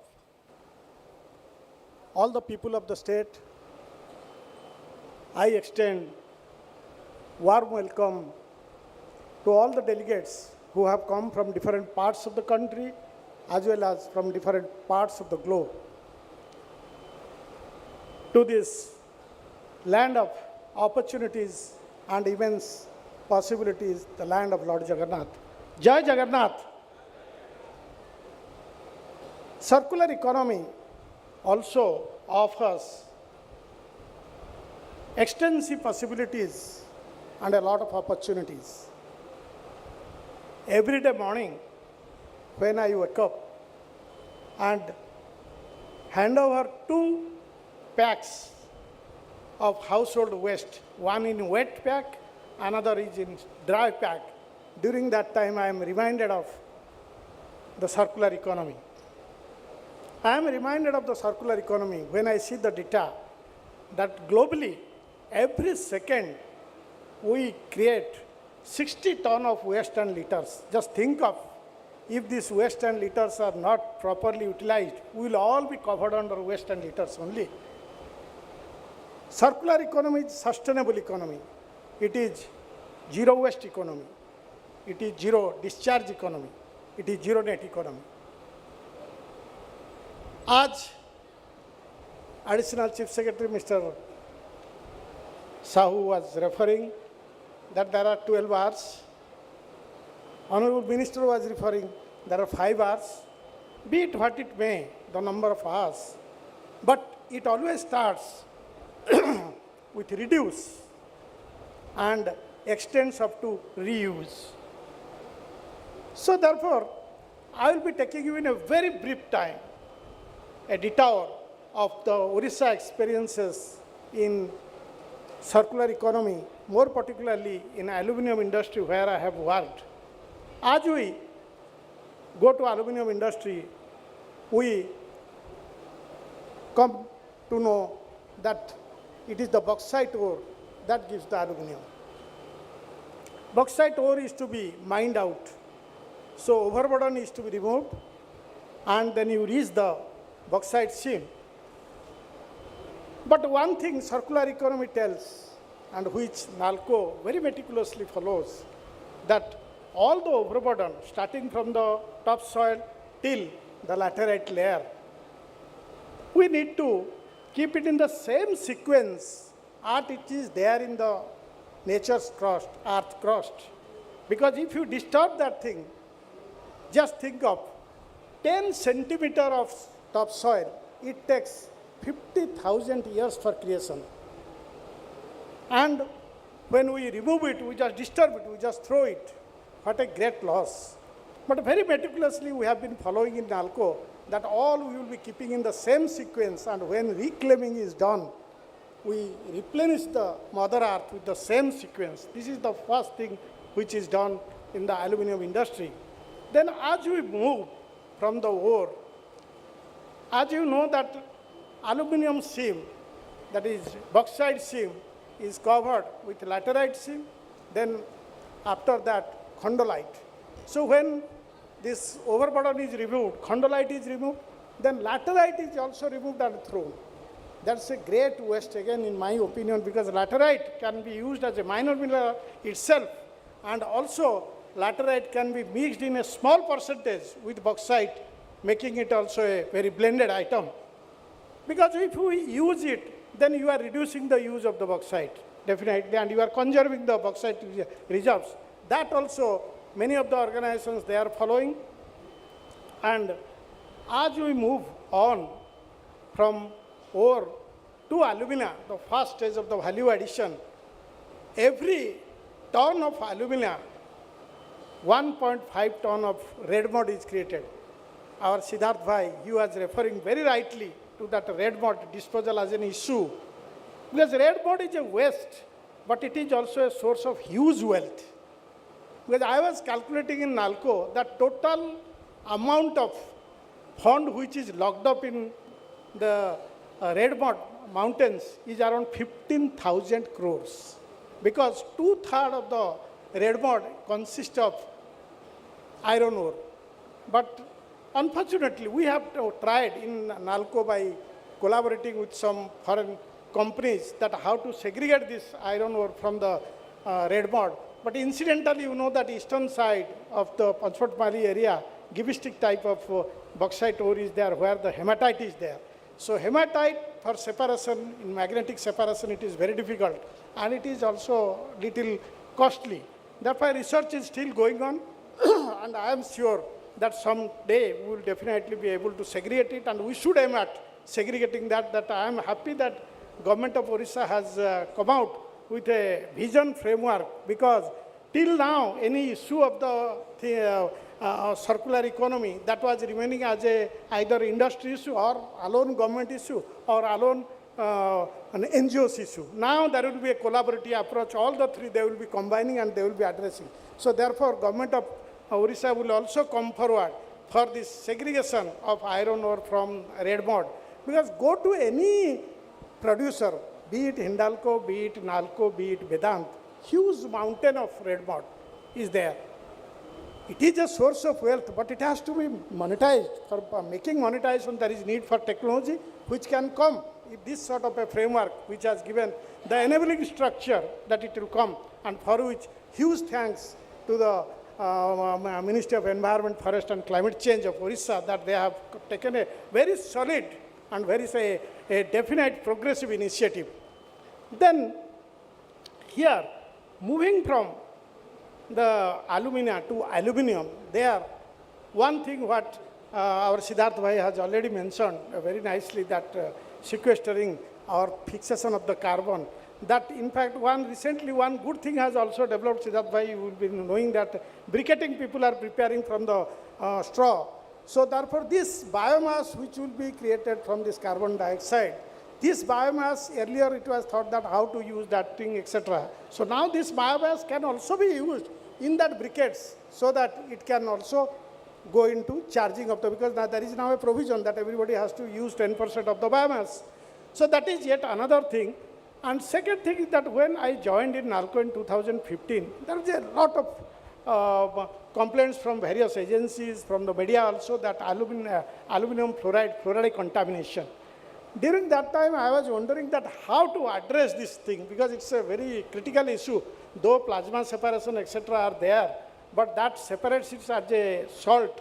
And again, that salt disposal is also a problem. So I was trying to find out a technology which can gasify fluoride, and again that fluoride can be charged into the smelter. So fortunately, 3 young engineers, scientists, they were relocating themselves to Hyderabad. They had set up a small company called Vesha. And I was surprised the type of technology they have developed actually, a palm top air conditioner which can give 1 ton capacity. So I gave that problem to them, that can you be able to give a solution here, that how to gasify the fluoride so that we can use the fluoride time and again, keep it in that circuit itself. Then they came with nanotechnology. That technology has also been approved It is nano-based embryo technology. It has been used now in Madhya Pradesh, Rajasthan, where fluoride contaminations are taken. Himachal Pradesh also, Andhra Pradesh, yes, they have also taken government. So here what happens, they came out with a prototype that with nano cathodes and anodes, high intensity of electromagnetic wave will be created so that from the effluent, this at molecular bond level, this force will act and it will drop the fluoride. And it was quite convincing in the prototype stage, and they made it, and commercially it became successful. Now also you can go to Anugul and find out that tens of thousands of liters of water are getting created from there, which is as good as drinking water. So these steps, because in case of circular economy, we may come somewhere that we may have to innovate to bring it a circular form, and that's what it has been done. But one of the things which is a matter of concern, that till now in aluminum industry, this circular economy taking into account aluminum waste, particularly you see the thousands, or you can say that lakhs of cans are getting thrown. Because collection of this aluminum scrap, this packaging material, and then again recycling it. NITI Aayog has flagged it up also some time back, the circular economy is to be developed there. Again, I think since aluminum capital Odisha is, and Odisha has now made a framework for visionary framework for this circular economy, some solid action need to be taken here so that the circular economy in case of aluminum waste can be developed, and that will be quite helpful, because you know aluminum is a metal which is infinitely recyclable. There is no loss of the property like in the steel. So therefore this can be done. Once again I thank Government of Odisha for bringing out a very framework which I was looking forward for a long time. Now they have done. So SCS deserves a lot of praise. Honorable Minister also needs a lot of applause from all of you. Thank you. Thank you so much, Dr. Tapan Kumar Jha. Ladies and gentlemen, our next speaker is Dr. Siddharth S. Padhi, a professor at the Indian Institute of Management, Kozhikode. Dr. Padhi is an authority on market dynamics and sustainable business strategies. His research focuses on integrating circular economy principles into mainstream industries for long-term growth. He would be presenting his talk on future of circular economy and market preparedness. Please welcome him with a round of applause from all of you.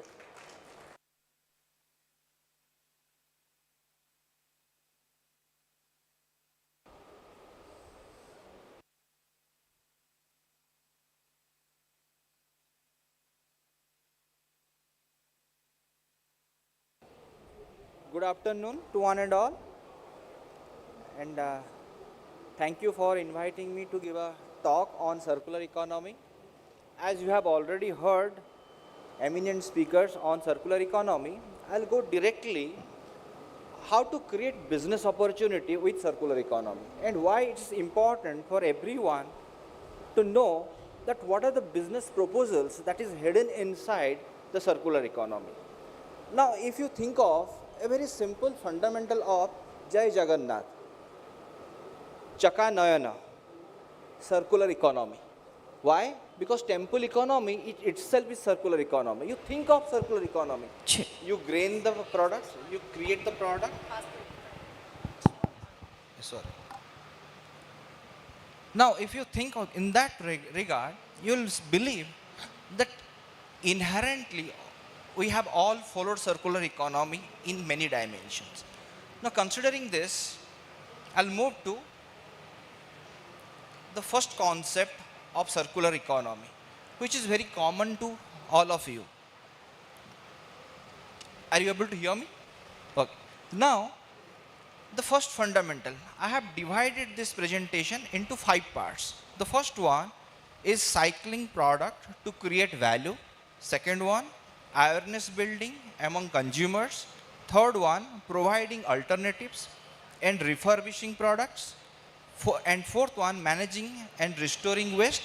And fifth one, business models. The first one we would like to go with the initiative of Government of India like Indian Railway started this program where they say that how I can attract consumers to recycle the bottle or the plastic. They say that if you recycle the product or if you put that product bottle in this machine and put your mobile number, it will be recharged. So that is an initiative to attract people for this for going for recycling. Now the first fundamental, what I am going to do with this bottle? If I am recycling it, who is going to buy that product from me? Then obviously I have to do certain operations like collecting, sorting, shredding, melting, pelletizing and selling. Now who is my consumer then? The consumers are like the apparel companies or a company who is producing 3D printers. They can use those raw material for providing finished products. Then come up with a big brand like Adidas and Puma. They say that they use plastic for stitching the shoes. Then obviously it is very interesting to know that what else we can use it. Obviously there are multiple products which can actually get out of this recycled plastic. But at the same time, as I can see, everyone is holding a mobile phone. But then the fundamental question comes to my mind, how much carbon dioxide actually we are carrying?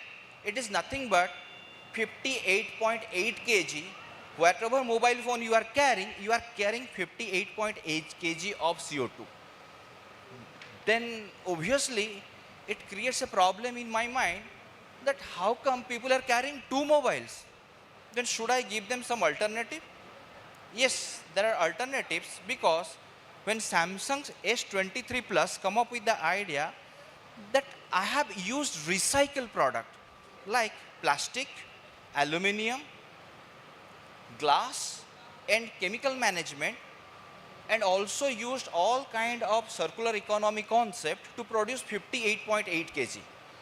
Then obviously the question is, would you like to buy a mobile phone when I put like a food product where we put this much of calorie, these are the ingredients. Now I have a packet mobile phone where I say this mobile phone has produced 58.8 kg of CO2.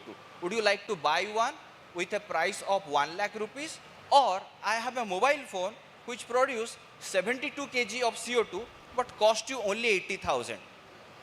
Majority of us will say that I'll buy that 80,000 phone irrespective of whether it is produced 72 kg or 58 kg. Then say, okay, fine. So I have a solution for you. While buying the phone, get this waste baggage with you. Just take this baggage because I don't have place to keep them. Or what I can do, give me your address where I can actually send this dump truck to dump those wastage which you have created by buying this product. Then obviously people say, no, you are scaring us. Then I have a solution for you. What is that? Can I reduce the price of the phone because I have recycled it? That is the fundamental.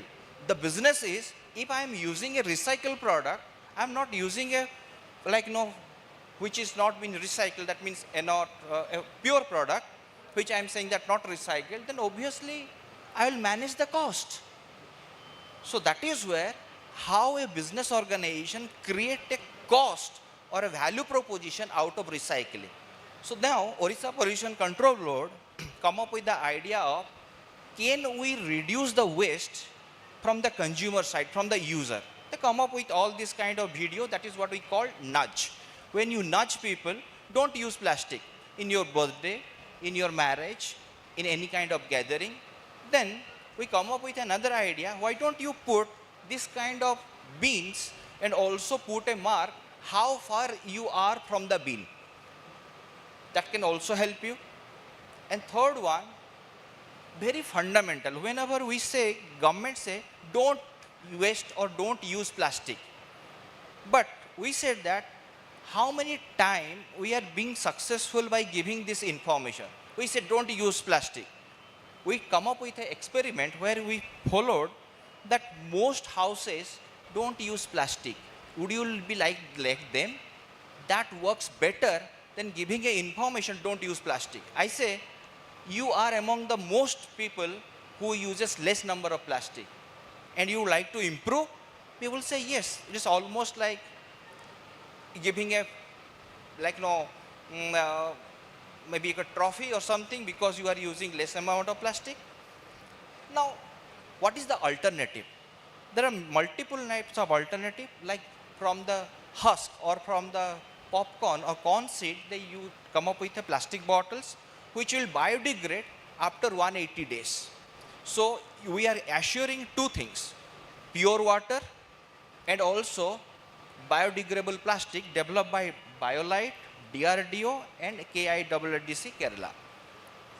Then, very interestingly, in Sweden, in Stockholm, they come up with a mall.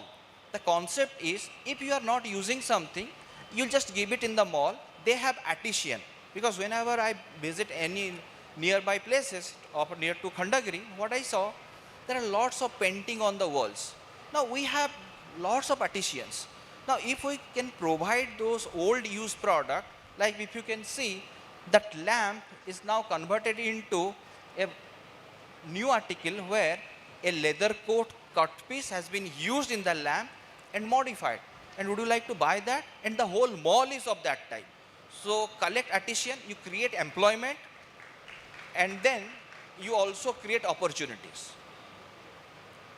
Then obviously there are wastage, like in Gujarat, they come up with all these kinds of municipality who is segregating and all this. Kerala government recently started like one project in Kannur where they are going for recycling of debris. And then obviously we'll reach to the, if we don't say about indigenous traditional knowledge, then we are not doing justice. For example, if you see in Odisha, Salapatra, which is used for repel pests, and also Odisha is also known for our, how to enhance fertility of the soil by stone carving. So this is how we can also improve our. Then the last one is our business model. Can I change the model itself? Yes. Instead of selling a product like solar panel, I'll say, don't buy a solar panel, don't put 8 lakh. What you do, you give me it, you take it on rent. I'll do all the service. But you have to give me 5,000 or 6,000 rupees. So in 4 years, I will be able to recover the cost. At the same time, they don't have to throw the solar panel because I am only providing the service. So it's called product as a service. Like initially it started by Rolls-Royce when they said that I'm not providing you the engine. I'm providing a service. After every 2,000 fly hours, you need to replace the engine. So I'll get my engine back and I'll give you a new one. So you don't have to actually go for collecting the products. The product collection will be automatically done by the company because the company is a service provider, not a product provider.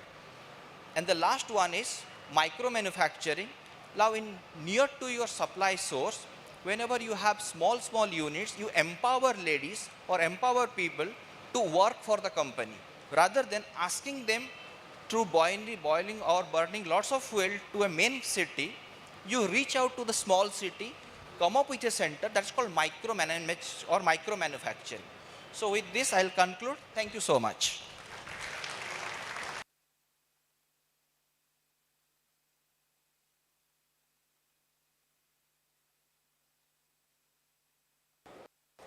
Sure. Thank you so much. So with this, we have completed the technical session, and one more brainstorming panel discussion is waiting for all of you, ladies and gentlemen. Don't go here and there. Well, I would be now requesting, since time has arrived, that after this wonderful participation of all of the eminent panelists present on the dais, we would be seeking the presence of department to felicitate. I would be requesting very first Sri P.K. Jha, IFS, Director, Environment cum Special Secretary, to present a token of appreciation to Sri N. Subramaniam, Scientist E, MOEF and CC, Government of India. Sri P.K. Jha. So please come a step forward so that we can capture you in a better frame.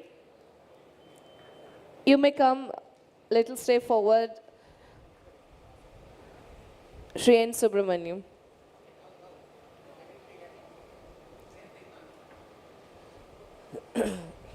Can we expect some energy room? Come on.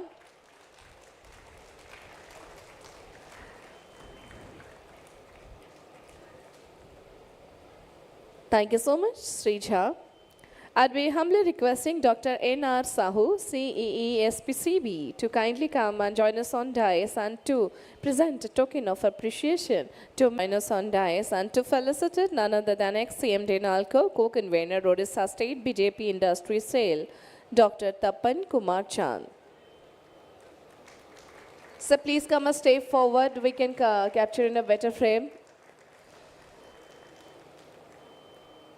Thank you. I'd be now requesting Engineer B.K. Behra, CEE's SPCB, to kindly felicitate Dr. Siddharth S. Padi, Professor IIM, Kozhikode, Kerala.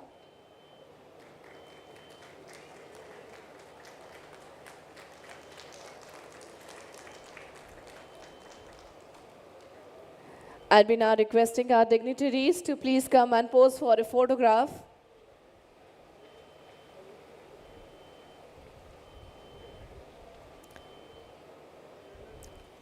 All our dignitaries present on the dais to please come and pose for a photograph. Ladies and gentlemen, we have a brainstorming panel discussion where valuable panelists would be joining with a befitting moderator who would be driving the session forward.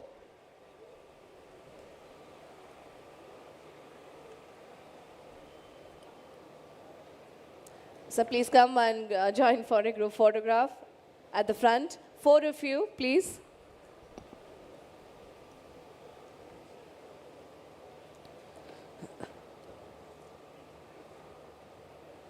Thank you so much. We have 2 more videos. I would be requesting Console to please play the case study videos, which will highlight different strategies, how circular economy can be useful when it comes to organizational front. Can we play the remaining videos, please? Thank you. We'll seek some time for the changeover, ladies and gentlemen. Good morning. At IFCO Paradigm, we are dedicated to promoting the circular economy, integrating sustainability into every aspect of our operations. By innovating processes and optimizing resource utilization, we strive to minimize waste, maximize efficiency, and create value from byproducts. Under the progressive vision of Government of Odisha, we aim to align industrial growth with environmental preservation, contributing to Odisha's progress and ensuring a sustainable future for all. Thank you.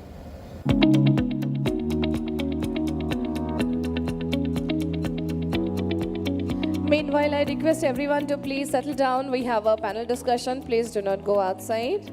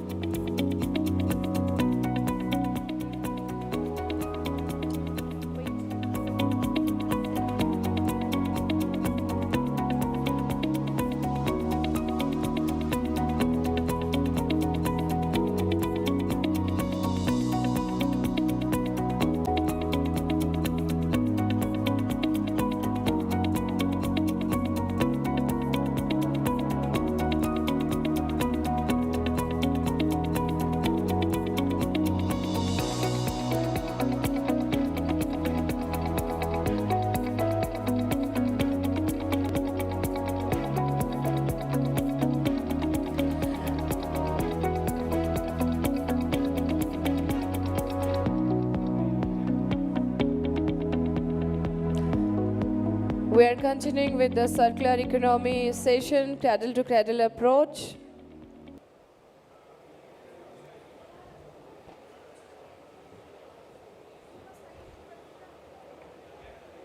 Transforming waste into resources and designing systems that give back more than they take. At INFA, we're not just embracing this vision, we're living it every day. All right, everyone, time has arrived that we would be seeking the presence of our eminent panelists on dais. And eco-friendly fly ash bricks. These materials provide greener alternatives to traditional construction materials. LDA serves as a versatile material for lightweight blocks, thermal insulation and various infrastructural applications supporting a sustainable future. By incorporating fly ash and bottom ash for underground mine void filling, IMFA is replacing natural resources and reducing environmental impact. Ferrochrome slag, another byproduct, is used in Ladies civil and gentlemen, road construction. let's gear up for the panel discussion where the topic would be achieving circularity through efficient resource management. Is the state prepared? All right, and to give their valuable insight, to share their views, we have the presence of our eminent panelists, Shri Anivesh Tiwari, Head of Operation, Pet Recycling, Asia Indorama Ventures Global Services Limited, Shri Rajesh Prabhakar Patil, IAS, Bhubaneshwar Municipal Corporation Commissioner. A big round of applause, ladies and gentlemen. Shri N.D. Rao, Executive Director, Honorary, Recycling and Environment Industry Associations of India, REIAI. Ms. Sangeeta Raghuram, Executive Director, Water and Circular Economy, PwC, we welcome you. And we have Mr. Chintamani Khetkar, Executive Director, SKSPL. I would be requesting our team's CII to welcome with a fresh flower bouquet.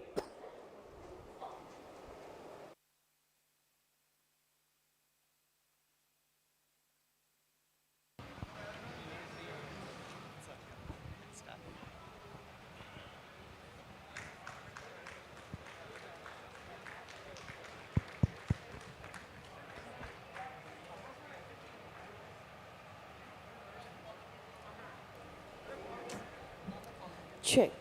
We also seek the presence of our moderator, Sri Raghu Babu Nukala, Project Director, GIZ.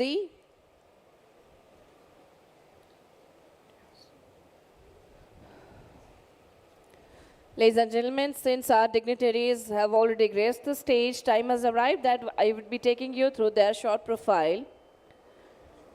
Shri Anivesh Tiwari, heading operations for Pet Recycling in Asia at Indorama Ventures Global Services Limited. Shri Tiwari is a leader in the recycling sector. His work has set benchmarks in the efficient management of plastic waste. Can we welcome him with a round of applause? Shri Rajesh Prabhakar Patil, as the Commissioner of Bhubaneshwar Municipal Corporation, Shri Patil has led transformative urban projects in Odisha, incorporating sustainable practices into urban planning and waste management. One more round of applause, please. I don't need to repeat, I believe. Sri N.T. Rao, an Executive Director at the Recycling and Environment Industry Association of India. Sri Rao is a stalwart in advancing the recycling industry. His efforts have been pivotal in promoting CE practices, circular economy practices at both state and national levels. Ms. Sangeeta Raghuram, as the Executive Director of Water and Circular Economy at PwC, Ms. Raghuram has been a key advocate for sustainable water management and circular economy initiatives.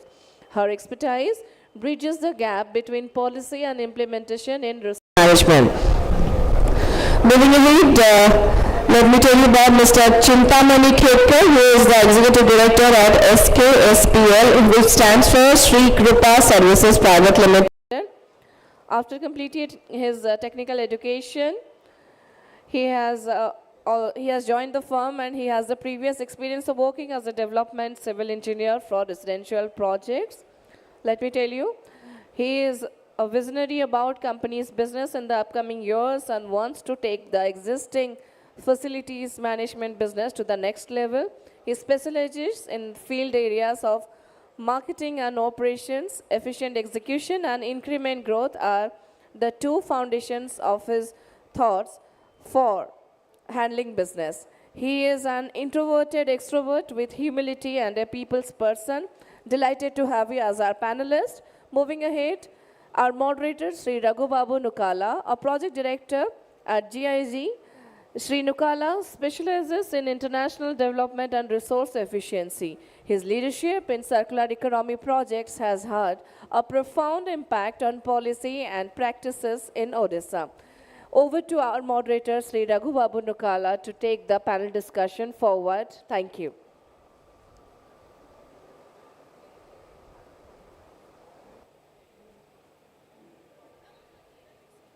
Yeah. It's not working, I guess. It's working. Yeah. Cordless mic is even better.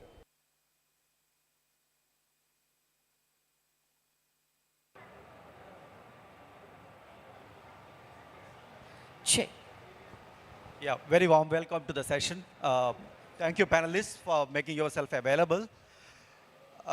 This particular session, after you heard different aspects of circular economy, we are going to focus the session for the benefit of the investors in the spirit of the investment conclave Odisha. I would like to know how many of you are looking forward for investments in circular economy from the audience. Can you please put up your hands? How many of you are looking for investments in Odisha? You heard already quite a lot. How many are coming from the industry? I will ask you the same question. Yeah, thank you all. I'll ask you the same question towards the end because you're going to get a lot of insights into investments in circular economy. You heard the number like 40 lakh crore per annum value add in circular economy at the national level by 2050. And the figures that I saw from the vision document that was released by the Honorable Minister today, there is a potential of 1.7 lakh crores in circular economy investments in Odisha in the next 10 years. And I think that's a huge opportunity for everyone that are looking towards investments in the sector, while this will lead us to sustainable development of Odisha, resource conservation of Odisha. Yeah, I'll not take much more time on that. So we will start with an overview of circular economy potentials from Odisha from Sangeeta Raghuraman. She is the director at, executive director at PwC. She has been working on circular economy practices, and she has been advising the government as well as the private sector. She was also associated with conducting a study on circular economy for Odisha. Over to you, Sangeeta. Thank you, Raghu. Hi, can you hear me?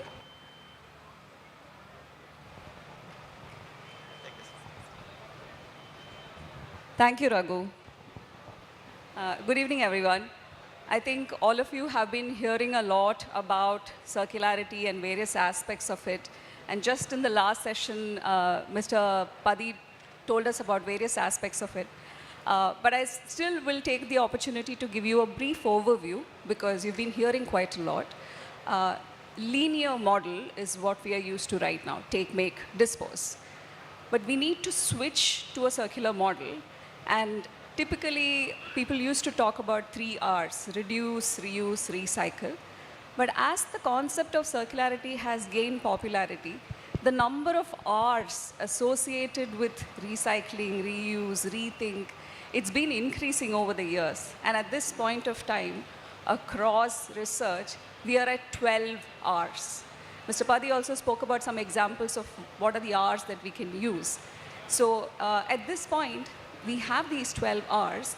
And the reason why I want to highlight it is, among the audience today, we have a range of sectors, industries, recyclers, government entities, private sector entities. The R from this circular model, which is applicable for your business, your service, will keep changing. So there will be elements of these which you will have to apply in your business to become circular. So that is the kind of comprehensive aspect that you have to think of when you think of going circular. How many R's do you need to cover? How do you become circular? But that raises the question, why are we minimizing waste? Why are we going circular? Why should we go circular? And that's why we need to talk about the reasons for going circular. And one of the first things which makes us think of circularity is resource scarcity. Whichever business you are in, whichever service you are in a situation where resource is a problem. You are having increased costs associated with a resource which is making it difficult for you to find that resource. During COVID, many of us faced challenges related to it. You suddenly realized where your goods were coming from, where your food materials were coming from. The further away it was, the quicker the shelves were getting empty, right? So localizing supply chains is the technical word that is used in that context. How do you make sure that you use local resources and reduce cost associated with using that resource in your business? And in this world where every resource is expensive, from something as fundamental as water, water has also become expensive for businesses. That's where you have to think of going circular. How do I reuse my water? How do I treat my water and use it again? And make sure that my business doesn't suffer from resource scarcity. The next part of it is reducing pollution, which is essentially about how much waste is getting created in every step of the process that your business is following. How do I reduce that waste? How do I reduce the pollution created by that waste? And that's where circularity principles will come in. And in the process of trying to address each of these things, there are a lot of jobs that can be created. There are new businesses that can come in. A new recycler, a new waste treatment company means new jobs. And those jobs should come to the state where the waste is getting generated in the first place. Just to give you an example, one of the state governments where I was working, when we raised the idea of circularity, their first response was, we are taking care of our waste. All our waste is getting carried very safely in trucks to the adjacent state, and we are making money on it. So why should we go circular? The problem is, the money that can be made from that waste is being made by the other state, and not the state where the waste is getting generated. That loss of, I'm calling it money, but this is essentially economic potential. Additional jobs, additional revenue, which should come to the state, is being lost when you're just selling the waste to the adjacent state. That's what is affecting the jobs that you have in the state. All in all these aspects together mean that every business, every service, every government department becomes more responsible in the way they are growing when you adopt circularity principles. And that kind of responsible growth is what we should look at, particularly for a state like Odisha, which is poised for high growth. A lot of opportunities are happening in the state. A lot of growth is going to happen. It's very important that this growth happens in the most responsible manner. And that's what circularity will help you do. And in this context, it's important to remember, other speakers also spoke about this, the central government has identified a lot of actions on various sectors focusing on the transition to circularity. Various categories of waste, various industries where action has been taken. Circular economy action plans have been made. EPR has been notified already. In some cases, EPR is in draft stage. A lot of action. Now, what this action has translated into is that there is regulatory clarity. We are seeing more and more PE funds, private equity funds, other investors wanting to invest in circularity projects, waste management projects, recycling projects, because they know that the government has emphasis on this. The government has provided clarity, government is taking action, government is listening to the private sector. This is a good time to invest in anything related to circularity. And that's what this entire focus is telling the entire industry. And we have seen this change happen in the country with more and more investments flowing into these sectors. And we don't have to go too far. In 2022, in Odisha itself, we saw such a significant amount of commitment on just circular economy projects after the Make in Odisha summit itself. And that shows how action is getting translated on the ground. Now, one other thing to remember here is, we saw a lot of examples of plastic waste being discussed here. But this is the state of Odisha.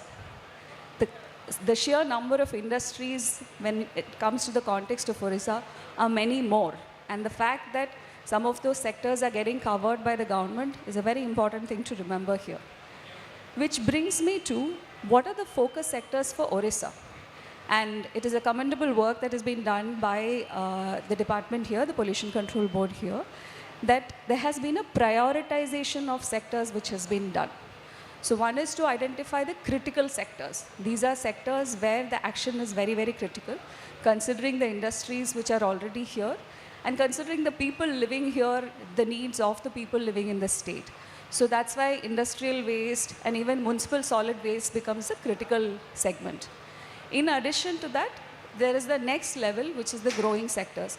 The Member Secretary spoke about this when he spoke about what is being planned. The growing sectors are also areas where we need to bring an action for circularity. Then, thereafter are the opportunity sectors which need to be planned for. But what analysis tells us is just across these sectors, if you were to quantify the benefit that should come to the state of Odisha alone, that's the number we need to keep in mind, the 1.7 lakh crores of potential, which should rightfully come to Odisha if we adopt circularity, if we make sure that all the work is localized, decentralized solutions are identified, the waste that is getting generated is getting treated here itself. That's when the benefit of taking care of that waste, addressing the problem with a circular initiative, gives you the benefit of the jobs getting created here and the economic growth also getting created here. And that's what is being targeted by the government through the vision that is being developed, the framework that has already been shared with everyone here. That's what we should move towards. So I hope to discuss that further in the session today. Yeah, thank you, Sangeeta, for those inputs. And the last slide, I'm sure it's catching your memory, 1.7 lakh crore investment potentials. From there on, let's move to Mr. Rajesh Prabhakar Patil, IAS. He's full-time commissioner, Bhubaneshwar Municipal Corporation. He has been working as district collector and district magistrate in several districts of Odisha. He carries long-standing experience in administration as well as in dealing with municipal solid waste in his current portfolio as the municipal commissioner.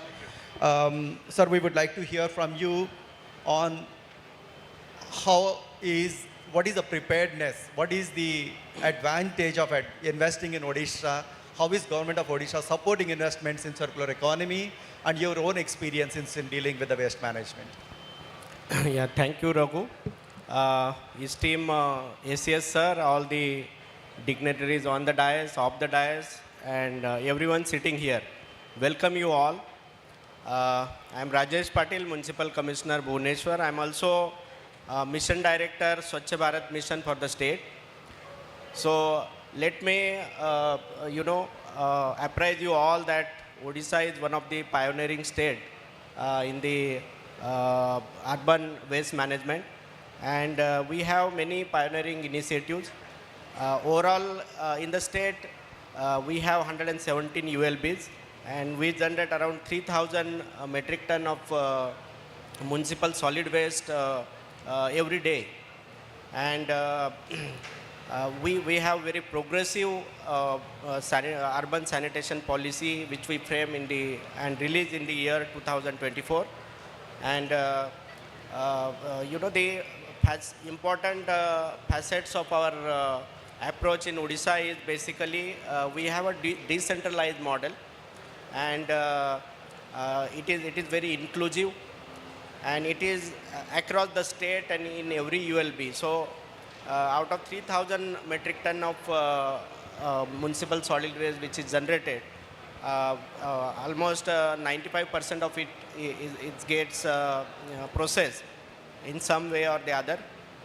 And here I would like to say that, in the other sectors, the recovery is around 9%. 9% the output is recycled.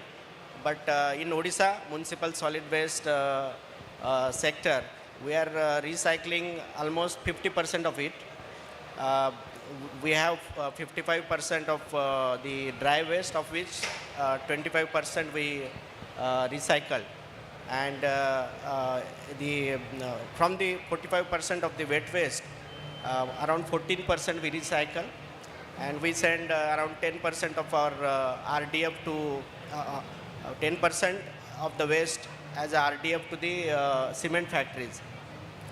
But having said that, I would like to apprise that there are immense opportunities. We would like to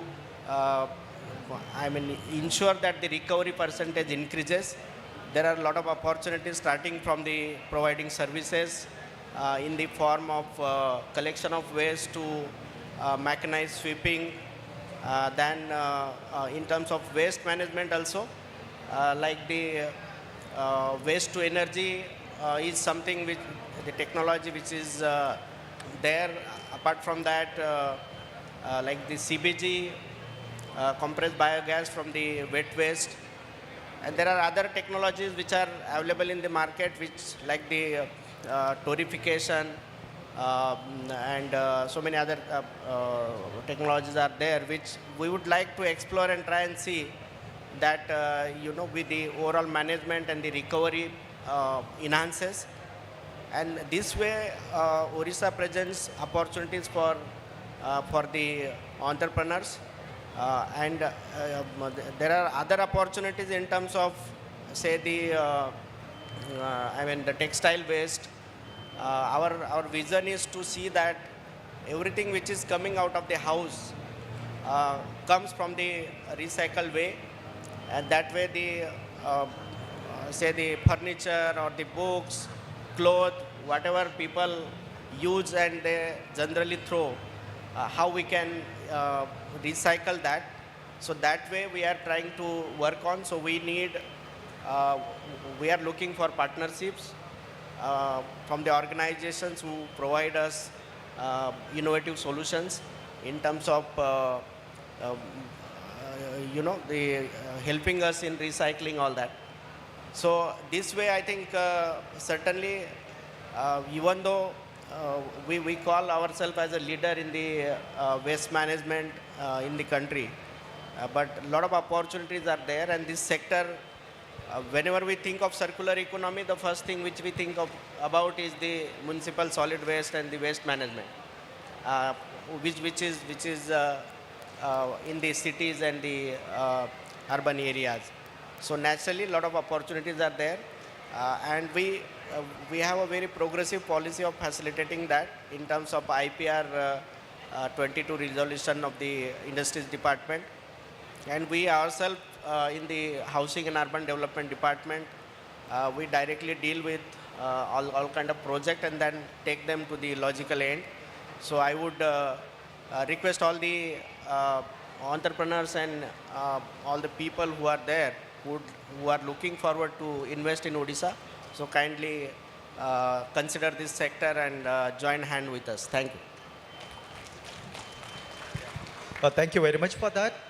I think in Odisha, what we have been reading out is the good governance, conducive political environment, incentive and policy framework for the investors to come and invest, besides the large volumes of waste that are present with a lot of value recovery. Now, RDF is refuse-derived fuel is one example that has been executed in the municipal corporation.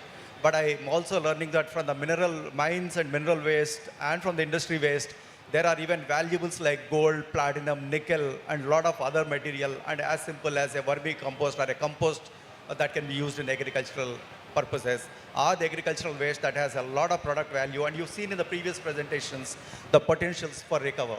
So the volume of recoveries that can be made goes up to as much as 1.6 lakh crore in the next 10 years in Odisha. So please do consider these as the favorable factors for you all. And thank you, sir, for putting up the proposition from the government point of view. And from there on, let me move on to Mr. Anivesh Tiwari. Mr. Anivesh Tiwari is a technocrat as well as an investor, and he has been the champion in PET recycling and PET management. And his operations from Bangkok. And thank you for being with us here today. And we would like to learn from you, from the investor's perspective, what's your recommendation for this high-value potential that exists in Odisha? Thanks, Raghu, and welcome everyone. Jai Jagannath. Actually, I am working with Indorama Ventures Limited, which is a Thailand-based company. And Indorama Ventures is an industry-leading global sustainable chemical company. And our product range is from combined PET to packaging to oxides and derivatives, making products for fibers, for automotives, for pharmaceuticals, for all types of sectors. But specifically, we are the largest producer and recycler of PET in the world. So we have many running operations there. And if you talk of Indorama Ventures in total, we have almost 117 manufacturing sites in 31 countries around the globe with 26,000 employees and a revenue of almost 16.4 billion in 2023. So as far as PET is concerned, recycling is concerned, we had a global commitment to recycle 750,000 metric tons of baled bottles by 2025, which we are already there. Now we have next target of 1.5 million tons of PET bale consumption for recycling purposes by 2030 with a total investment of almost 1.5 billion US dollar more. So if we talk of total numbers from 2011 to 2023, 24 figures have not yet come. So we have reduced almost 3.2 million tons of carbon footprint from the product life cycle. We have recycled almost 160, in fact, by 2024, billion bottles and prevented 2.2 million tons of plastic waste from going into landfills. Otherwise, you would have seen heaps of waste all around the globes. So, and when you talk of PET, then normally I never call PET as plastic, because when you say plastic, people have sudden reaction to that because plastic is being labeled as a bad material. When you talk of PET, then PET is 100% recyclable. PET means all the bottles of water, Coke, Pepsi, Lahar, Mirinda, everything, all those bottles are PET bottles. So PET is a product of choice for all packaging because of its lightweight, unbreakable nature, resealable properties and recycling. So if you talk of PET compared with aluminum or any glass, then if you talk of GHG emissions and you consider PET at 1, then if you are using aluminum can for packaging, then it has 1.6 times of PET GHG emissions, and glass bottles has almost 11.9 times of PET GHG emissions. And if you talk of cost, if PET bottle is 1, for the same volume, aluminum can cost 1.3 times and the glass bottle cost 2.2 times. So for us, PET is the most versatile packaging material for all practical purposes. And as you have seen that recycling is under focus by all the brand owners, and government is also pushing. So all the brand owners have taken their commitments or pledges to recycle 25% by 2030. Some brand owners have taken 30% by 2030. So all the brand owners are on this. So the focus will be on recycling of PET. So PET is going to give a lot of money to the first comers or first runners. So we have to be first in the row, and we are already installing a plant in Khorda in Bhubaneshwar with a capacity of 32,000 tons per annum of rPET products, where we have already supply agreements with brands. So we have no problem in sales of the product. So as far as Odisha is concerned, as Mr. Raghu has asked, for us the main factors for success in Odisha, everybody who is sitting here knows that it is a very good geopolitical stability in Odisha. You have rail and road infrastructure. We have pioneer in single window clearance from state government. We have GIS-based government of Odisha industrial portal, ranked 3rd best city in India for doing business by World Bank, 3rd lowest cost of living in the country. So these are all making it a favorable place. Odisha is 15th largest economy in India in terms of GDP. And one more thing, that is Odisha is power surplus. So these are the things which make Odisha a better place to put industry. However, whenever you have opportunities, you need some support also from the government. So I have noted down some support which is needed by the government. So state government must implement proper waste disposal system and offer some incentives to the collectors in the form of any appreciation to urban bodies, shops, NGOs over the right disposal and collection of bottles to avoid littering. Government must conduct awareness drive at schools level, so that right from the educational level, people understand the difference between a good plastic and a bad plastic, and they are separating it out at the generation level. And encourage kids to dispose the PET bottles, which is 100% recyclable and food grade.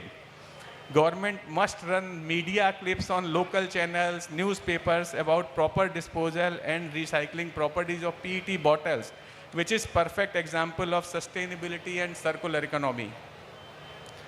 Government should encourage deposit plastic bottles and get cloth or jute bag, whatever, if somebody is returning the bottles, type awareness campaigns. Our plant, what we are putting up, will provide waste to wealth opportunity in Odisha.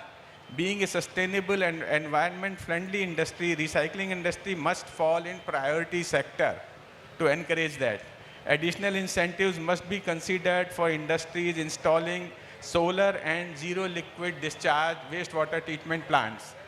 And last but not the least, I would request the government, we have power surplus in Odisha, but what we are seeing that the power outages, power dips or surges or the breakdowns are very high even after having surplus. So I think with a little focus on the power, we can stop these outages, because these are very bad for the company. These are giving breakdowns and causing a lot of losses to the company. So I would request the government to just look into the outages or the surges or dips of power and try to bring it to the minimum. I'll just share one example with you. When we are working in Indonesia, we are in an industrial area, we have the similar plant there. In 2 years, we have only one power dip.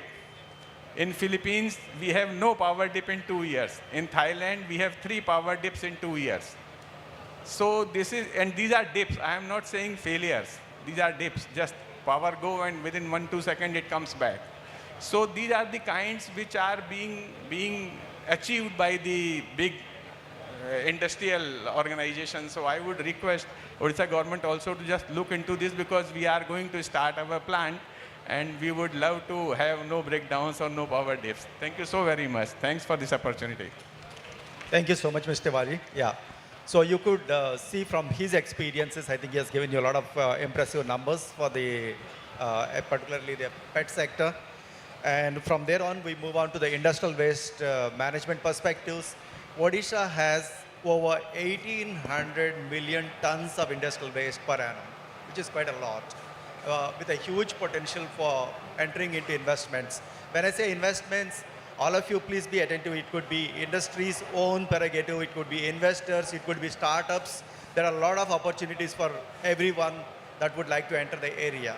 So I would like to invite Mr. N.D. Rao to give us inputs on industrial waste management, in particular the resource recovery aspects of industrial waste management, because that's going to add value to the investors besides making, providing services in waste management. He has long-standing experience in the steel and mining sector, and he has been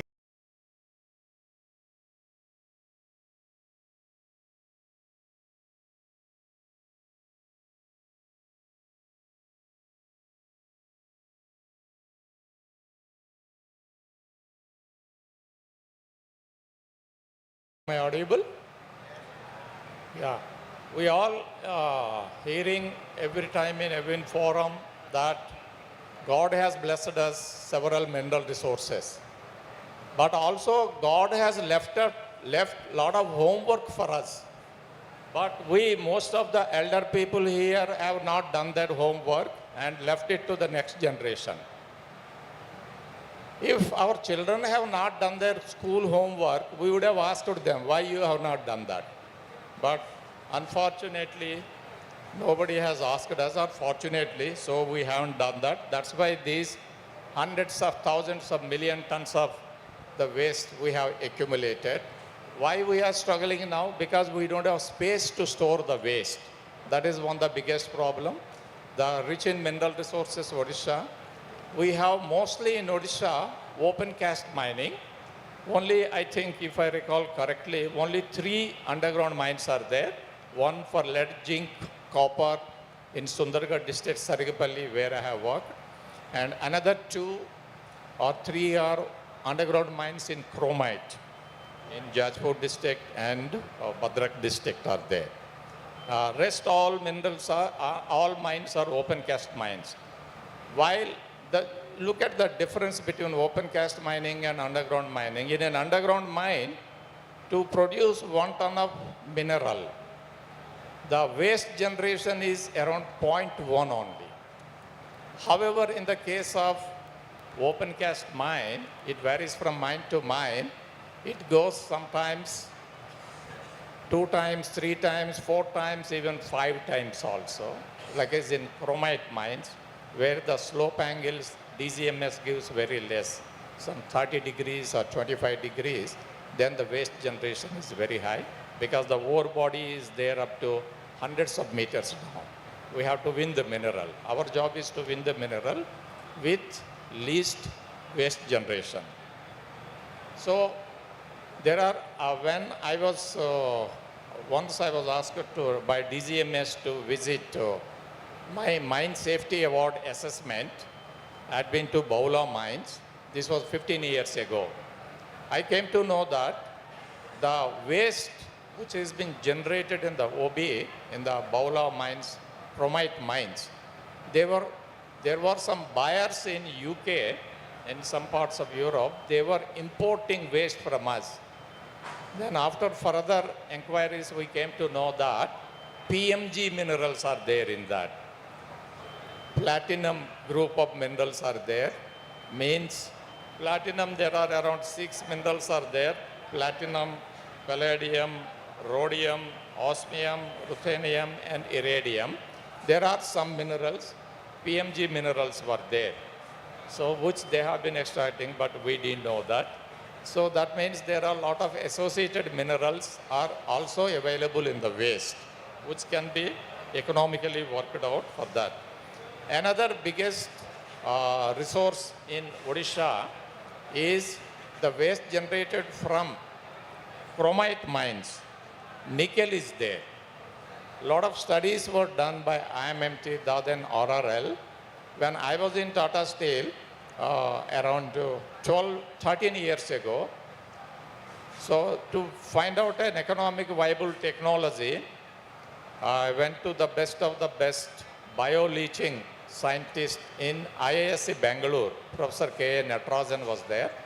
The laboratory scale tests have given very promising results to win nickel metal from that. Then we have carried out the pilot scale studies on the dumps there. Then because it is bio-leaching bacteria, various types of bacteria to be used, then we had a big question, what about the safety of public? Then we had to stop that. So further research is required on that, and any other technologies are there. But bio-leaching, it is the least cost, economically viable thing. Once we look into that safety aspect of that, the nickel can be extracted from the waste dumps. There is another waste which some of the iron ore mines they generate. While processing the iron ore, low-grade ores beneficiation is done, in which tailings are generated. It is called tailings, but it is otherwise waste. Couple of years ago, I have given one project, how to make use of the tailings to convert into briquettes. Then IMMT Bhubaneshwar has done a lot of work. Successfully, they have come up with a suitable technology, how the tailings generated from various iron ore waste mines, that can be converted into bricks successfully as per the BIS standards. The detailed studies have been done, and the cost comes less than 5 rupees a briquette, and it is highly successful. Even the briquettes manufacturers who were doing through fly ash, this can also be done through the same place. This can also be done, converted into briquettes. It is successfully done, and investors who are all interested, IMMT Bhubaneshwar, you can contact. I am giving all the details to Dr. Nihar Sahu. So you can approach Pollution Control Board. They will give you that. And also the waste which is generated through mining process, that can also be converted into sand, because a lot of construction activities are being hampered, non-availability of sand also, that can also be looked into that. That technically it is feasible, and that can be approached again, an R&D institute or some trials can be taken. That sand issue can also be solved through the waste converting into that.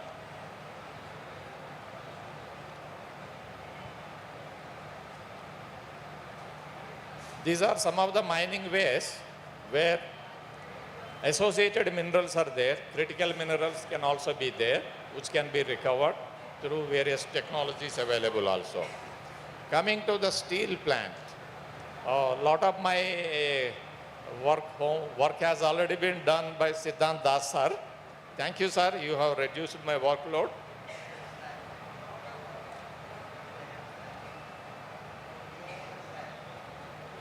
So BF, the steel manufacturing route mostly in the highest is done in India is blast furnace route. Of course, DRA route is also there.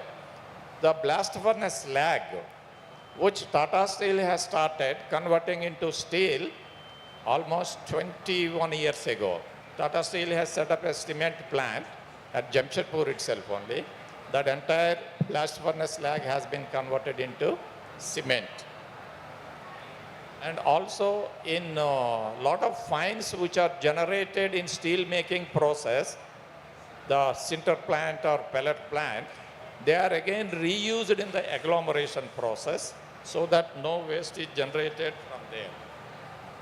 Steel making process where the LD slag is there, and the LD slag, steel electric arc furnaces or basic oxygen furnaces, which sir you have covered it, also being used in fertilizer industry.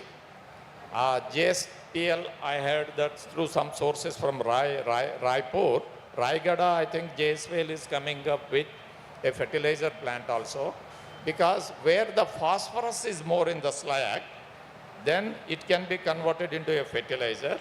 If phosphorus is less, then it can be converted into a building material. The LD slag can also be converted into that. Another issue is in steel making is coke ovens, coke making. They generate a lot of coal tar. The coal tar as such has been used in road making, but however many plants, in coal gasification plants also, coal tar is generated, that is being reused as a fuel in the plant itself. In the pelletization plants, coal tar is being used as a energy to get a temperature of around 1200 to 1300 degrees centigrade. They are getting from that. It is being reused. First, we have started in the year 15 years ago in Tata Steel in Jamshedpur in the pelletization plant. And several plants are being now following it, coal tar being used as fuel to iron ore agglomeration plants. And also the mill scale, means in the steel making process, in the rolling mills, a lot of scale is generated. That is two ways it is being done. One, it can be used in the pelletization plant also to make pellets and reprocess it. And another is reheating also. It is done. This is all about steel industry.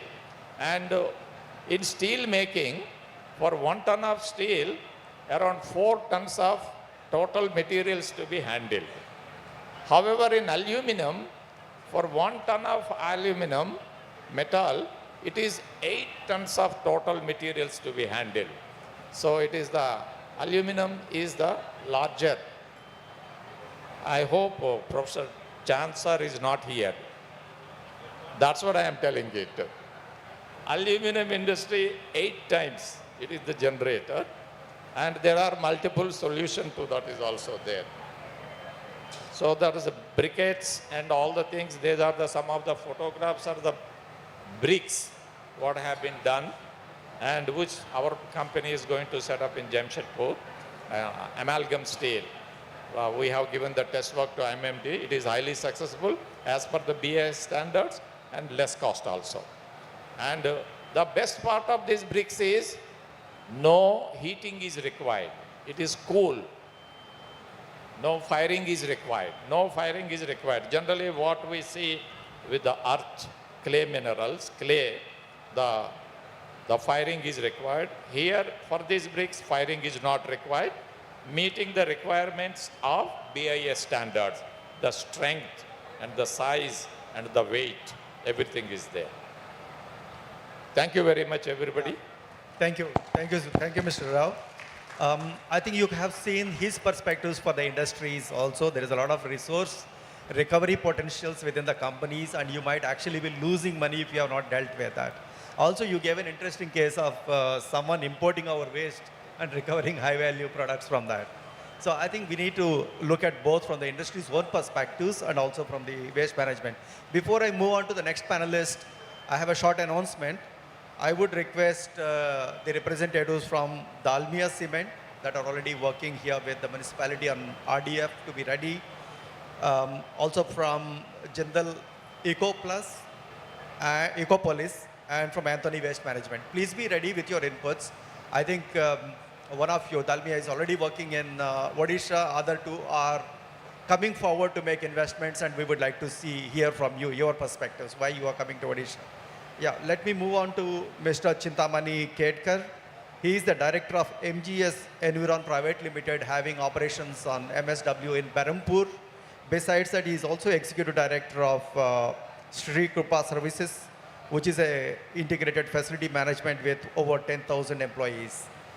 He has been dealing with the topic of waste management for years now. And over to you. Please give us your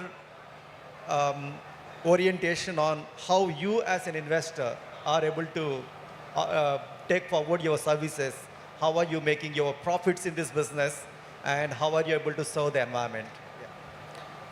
Thank you, sir. Good evening, everyone. And it is an honor and privilege to speak at this podium and this platform. Just as you said, sir, I will like to share some of my experiences as a private sector player who has been associated with the government of Odisha since 2018.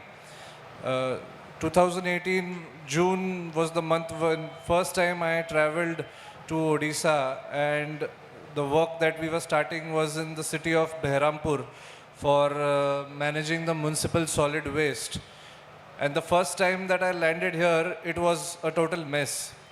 What I realized was there is a lot of potential that the city has, and there is a lot of potential for infrastructure that is there that needs to be built. Going on further, we also started building and designing this facility. It is a centralized waste processing facility that we have built within 27 acres. The land was allotted by the government. The grant was also given to build the facility, which was facilitated by the government and Odisha Urban Infrastructure Development Fund. So we have designed and built this plant and completed it within the span of 3 years, despite having COVID also. Now we are processing around 130 to 150 metric tons of municipal solid waste every day, and we are generating compost which is being sold to the forest departments, to the fertilizer companies, and we have passed all quality parameters and are also successfully doing these operations since more than 2 years now. The non-processable waste, we are also sending this to the RDF cement factories, and I believe that we have just touched the tip of the iceberg here by doing manual segregation. The need of the hour which we felt while doing all of these processes was that there is a lack of education between every stakeholder involved in this circular economy. Waste management starts from home. It was really necessary to educate the people that what is the right kind of material which needs to be entered into certain kind of a bin. And we have faced tremendous challenges to segregate a huge lump or maybe say 100 tons of waste, which you can see here, that it becomes mechanically difficult and sometimes impossible as well. Sangeeta ma'am was talking about 13 or 12 hours, but to reach to that scale, we have to first identify what we have to reduce, what we can reuse, and then what we can recycle. So going on to these things, it has been 7 successful years. As an investor, we have been able to break even, and also we have had tremendous support from the bureaucrats of this government. And we have always observed that, for example, Rajesh sir has also been very pivotal to support us in every matter, and government is very proactive towards private industry players. It will take a lot of time for his vision or the state's vision to trickle down to the bottommost level, but I believe if everybody has the same virtue and the belief in its own mindset, then nothing is impossible. So I would like to stop here and really thank you and the government to give us such an opportunity. Thank you. Thank you so much. That's really heartening to hear. And I mean, you use the word success several times in your words, and you also have acknowledged it to the government support. And are you planning to expand? Yes, sir. We are actively looking to expand and looking at further opportunities. I just said that we just touched the tip of the iceberg. Yeah. Now we are looking at various other avenues to go further in this sector. Yeah, thank you so much. And I'm sure this is an inspiring story. From what he said in the beginning, he saw a lot of waste in the city and he was trying to figure out how to deal with that. And he finally succeeded, and he said there was a break even very soon and he wants to expand. I think this is the story you want to hear. So let's move on to, we will still have a chance for a few of you to come forward with your questions. But before that, let's hear from Dalmia Cement, Mr. Manmohan Jaina. They're already operating RDF facility here. Please do share your experience. How has been your journey operating on these services? Are you making profits? How satisfied are you with the business?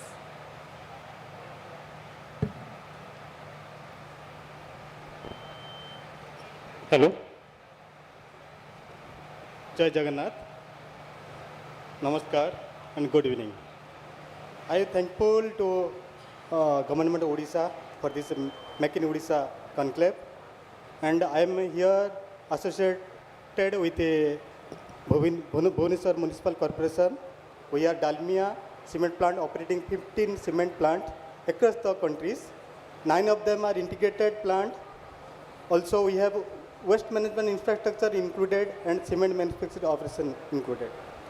As a part of sustainability roadmap of the companies and reduce carbon footprint, intend to utilize more alternative fuels, we are engaged with Bhubaneshwar Municipal Corporation along with other ULBs in state of Odisha.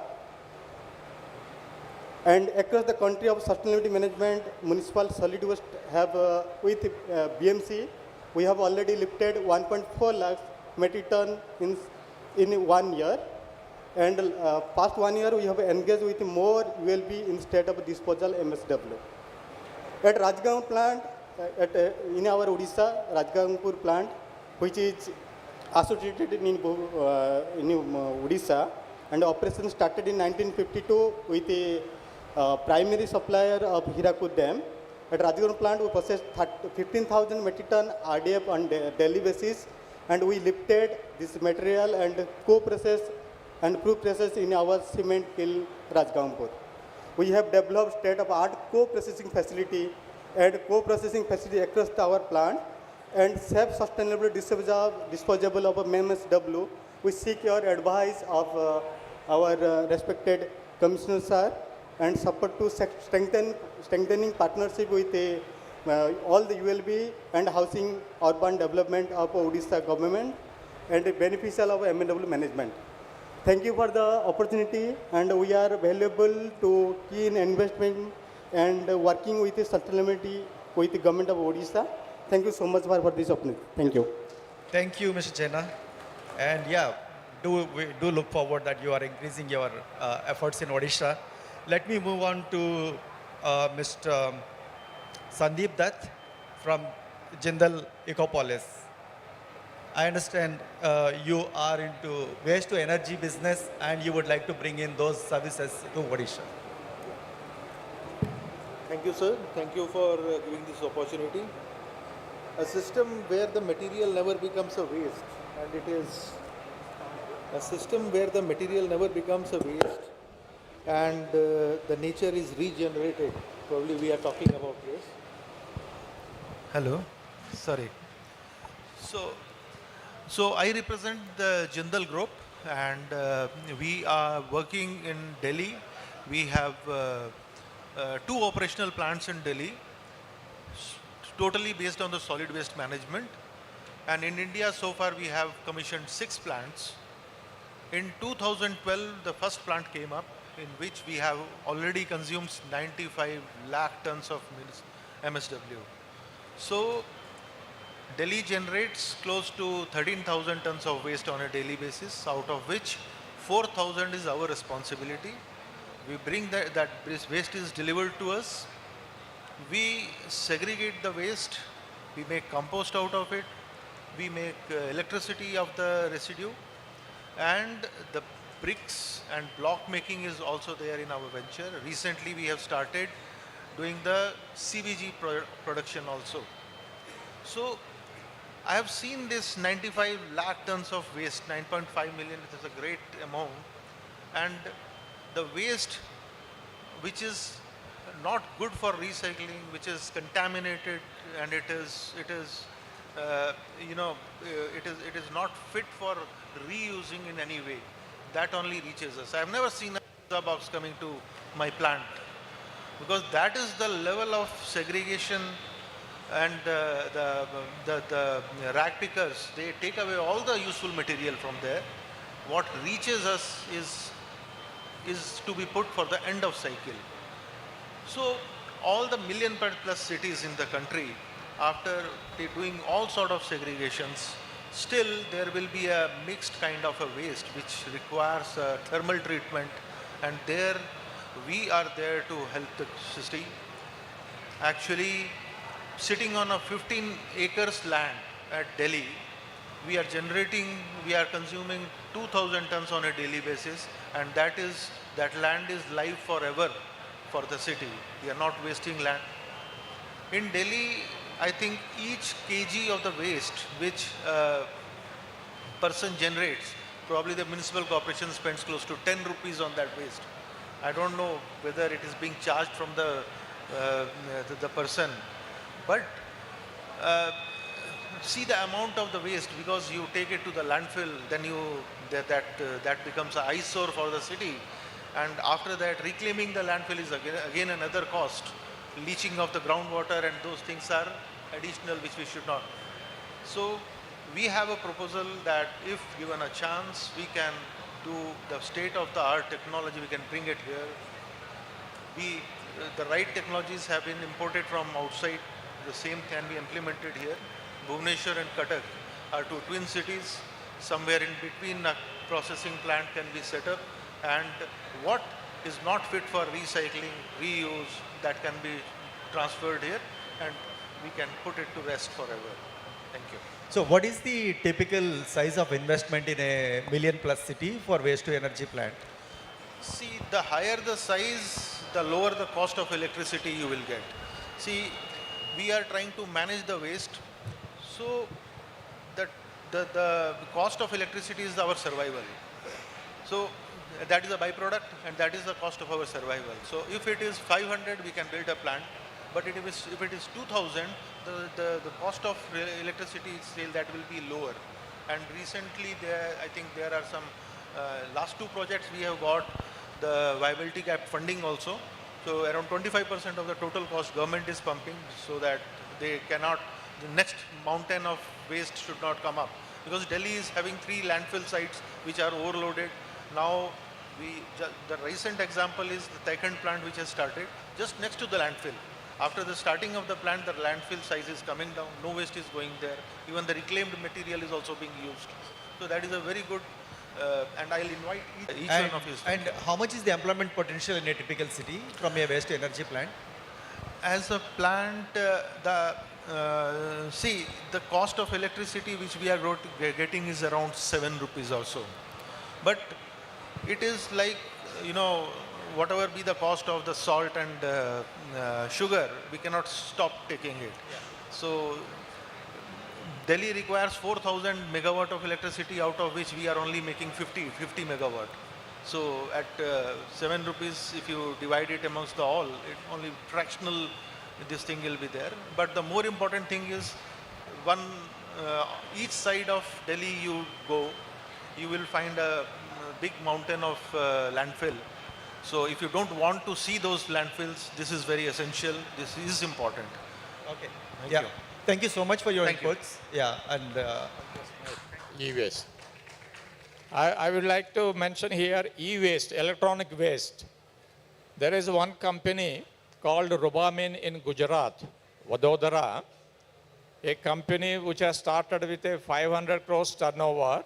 Within 5 years, it has become 10,000 crore turnover with a huge profits. That is the only company which are collecting from everywhere from the country and recovering critical minerals such as lithium and all. So it is a huge opportunity, e-waste recovery system. Rubamin is the best case study in India. So for municipal commissioner, sir, that municipal waste, one of my previous colleagues of Tata Steel, he has set up in Visakhapatnam, converting into bio-CNG. And also fertilizer also comes from that. The gas is given for all the hotels and domestic for as a cooking gas, and waste is used as a fertilizer from that plant. yeah, thank you so much. Positive of time, we move on. May I invite Mr. Satish Solanke from Anthony Waste Management.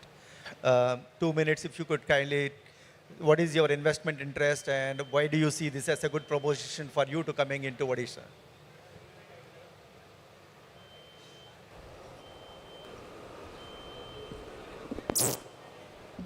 Hello. Yeah. I am from Anthony Lara. So we are basically a waste management company. So we offer waste management services like sweeping, mechanical collection and transportation, C&D collection and construction and demolition waste.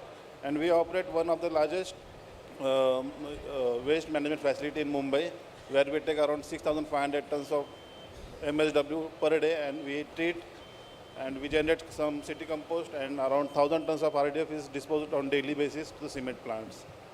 So for the same, we have a good experience in waste management, so we can participate in the Odisha also. We are having expertise in the whole waste management facilities. We are also having the waste to energy plant in PCMC, which generates around 14 megawatts out of 1,000 tons of waste. Yeah. Yeah, we are also having a waste to energy plant. Waste to energy plant in Pune, which is the first in Maharashtra state, where around 14 megawatt of power is generated out of 1,000 metric tons per day. Thank you, sir. Okay, so so how many plants are you planning to put up in this state? You already have some plans for that? Sorry, sir? Do you already have plans for putting up waste to energy plants in this state? Yeah, we are having plans. We are also planning in Mumbai also, where around 6,500 tons of waste is generated per day. 90% of area is covered by us, of Mumbai. So Mumbai Corporation is also planning for waste to energy plant, and other cities also we are planning. For Odisha also we are very interested for participate. Yeah. Thank you very much, and thank you all who are showing interest to come to the state, and you have seen the kind of problem, and you can see there are a lot of benefits from your investments. It's an investment opportunity for you, be it you are a startup, be it you are a professional company or a service management company or an industry where you would like to make cost savings. There is a job creation potential, there is reduction of waste, efficient use of resources. You heard about high value products that can be recovered, or even many products that our previous presenters showed you. and we are having significant environmental benefits for the sake of the state. And we saw that there is an investment potential in circular economy and waste management as much as 1.65 lakh crore in the next until 2036. So please take in note of it, and the vision document has all the details of that. And there are highest economic potentials in the industrial waste management as much as 84,000 crores, battery waste 49,000 crores, ELV waste as an emerging waste segment 18,000 crores. All these are high value investment opportunities for you. There are many tested cases. I'm sure there are a lot of companies who would be willing to come in there. And we also heard from the experiences, we heard that Odisha is a favorable destination for investors to invest in circular economy and waste management. So with that, I would like to hear from you, how many of you from the industry or from the investors willing to invest in circular economy in Odisha? Can you please put your hands up? It's not motivating enough still, or you need some more inputs we are passing out. All right, thank you very much. Please. They're already signed. Oh, okay. There are already a lot of MOUs signed already. Thank you for informing that. Yeah, please, all of you from the industry as well as from the service providers and the startups, please do look at this as a huge opportunity for you. And please look for some companies we already heard, be it Dalmia, be it Jindal Ecopolis, be it the Anthony Waste Management. And we heard already from Mr. Chintamani, his experiences. I think please, all of you, please come forward for your sake, for job's sake, for environment's sake. Thank you all so much for your attention. Thank you so much. Before I do proceed, I would be requesting all of you to please give a thundering round of applause for yourself being more disciplined, focused, and thank you for making it a participative session. Thank you, Sri Raghubabu Nukala, for moderating the session in the best possible way. Thank you to our eminent panelists for their respective additions to the session. Ladies and gentlemen, right now I would be requesting Principal Chief Conservator of Forest and HOFF Government of Odisha, Shri Devidat Biswal, to present the official vote of thanks. Sir.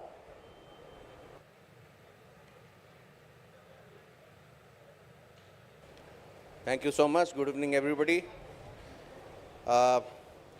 Before I give a formal vote of thanks, just a few lines about what we are doing in our own small way for circular economy. You know, we take up large-scale plantations, about 2 crore plant. We plant about 2 crore seedlings, and these polypods go to the system and pollute the soil and stay there.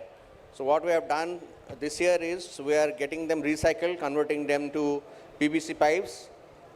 So that is part of the circular economy. And also, we are on a pilot basis converting about 2 metric tons of crop residue to vermicompost, thereby protecting it from getting burnt and contributing to the air pollution. That way, we are reducing the carbon footprint by almost about 1,000 metric tons. Quickly, I wanted to flag that what we are doing in our own small way. Now, coming to the formal vote of thanks, at the outset, like to thank Sri Ganesh Ram Singh Khuntia, Honorable Minister Forest Environment, Climate Change, and Labour and ESI for his inaugural address and pitching the stand of the government. I'm sure hearing that, all of you here would, that will pave the way for still more investment in this sector. My thanks are due to Satyabrata Sahu, Additional Chief Secretary Forest Environment and Climate Change, and he will also holding the additional charge of Home. He flagged the issue of sustainability and circular economy. A big thanks to him. He has been guiding and goading all of us for this event. Thanks are due to Sri Siddhanta Das, very informative talk he gave of sequestering carbon through the algae and then converting the leachable waste to usable waste. My thanks are also due to Dr. K. Murugesan, Member Secretary State Pollution Control Board, and his team, Dr. Neha, Dr. Prusti, I can name everybody there for their tireless effort. I know what kind of effort has gone into kind of organizing this event and for a long their untiring effort. Thank you to Dr. Murugesan and his team. Thanks are also due to the esteemed dignitaries who said the technical session. Sri N. Subramaniam, Ms. Janvi Papriwal, Dr. Tapan Chand, Dr. Siddhas Espadi, who came up with a very, very informative and very interesting presentation. Thanks are due to the members who are present here for panel discussion. Sri Avinash Tiwari, Sri Rajesh Patil, Dr. N.D. Rao, Madam Sangita Raghuram, and Mr. R.D. Khelkar. I would like to thank also from my bottom of my heart Sri Raghubabu Nukula for very patiently and very interestingly conducting and moderating this session. Thanks are due to all the captains of industries who are sitting here, but for whom this session itself would have been meaningless. They are here, they are investing here in Odisha. I will also like to take this opportunity to thank our knowledge partner, PwC, and national industry partner, CII. Thanks to the members of the media. Thanks to one and all. Thank you.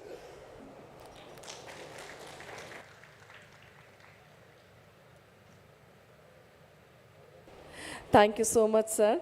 Ladies and gentlemen, let's take a pride. And we would be now honoring our befitting panelist and one of the best performing moderator I have ever seen conducting a panel discussion. Let's welcome first Sri Raghubabu Nukala to be felicitated. Sir, please come forward or stay forward, and I would be requesting Sri Niranjan Malik, CES, SPCB, to present a memento to moderator Sri Raghubabu Nukala.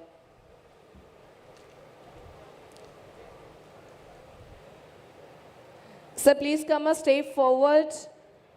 थोड़ा table से बाहर आ जाएंगे, so it would be a better frame, sir.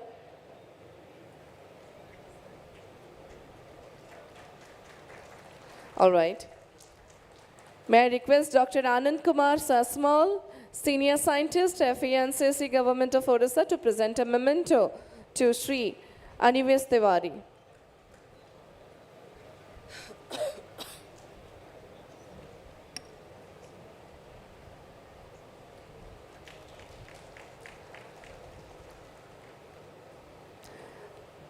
I request Sri Hemendranath Nayak, CES, SPCV, to present a memento to our panelist, Sri Rajesh Prabhakar Patil, IAS, Bhubaneshwar Municipal Corporation Commissioner. So thank you for your valuable time and participation. May I request Dr. Usha Rani Patnayak, ACES, SPCB, to present a memento to Sri N.D. Rao.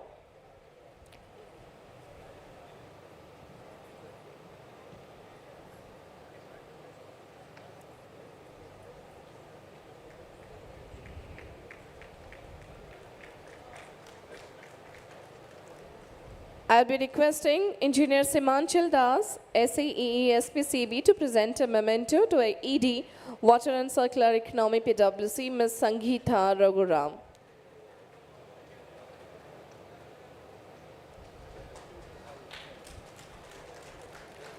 I would be requesting Engineer P.C. Rauta, SAEE SPCB, to present a memento to Mr. Chintamani Khedkar.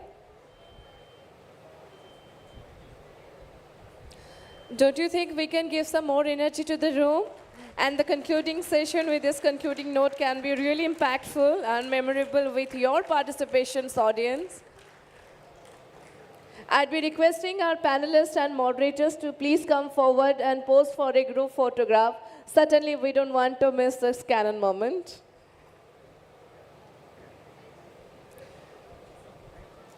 And with this, we have come to the end of this session.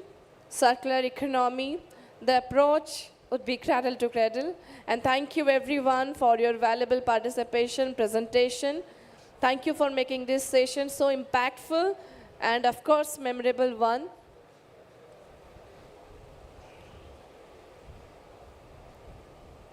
Thank you to the organizers. Thank you to the moderators of the session. Thank you to the panelists. Thank you to the speakers.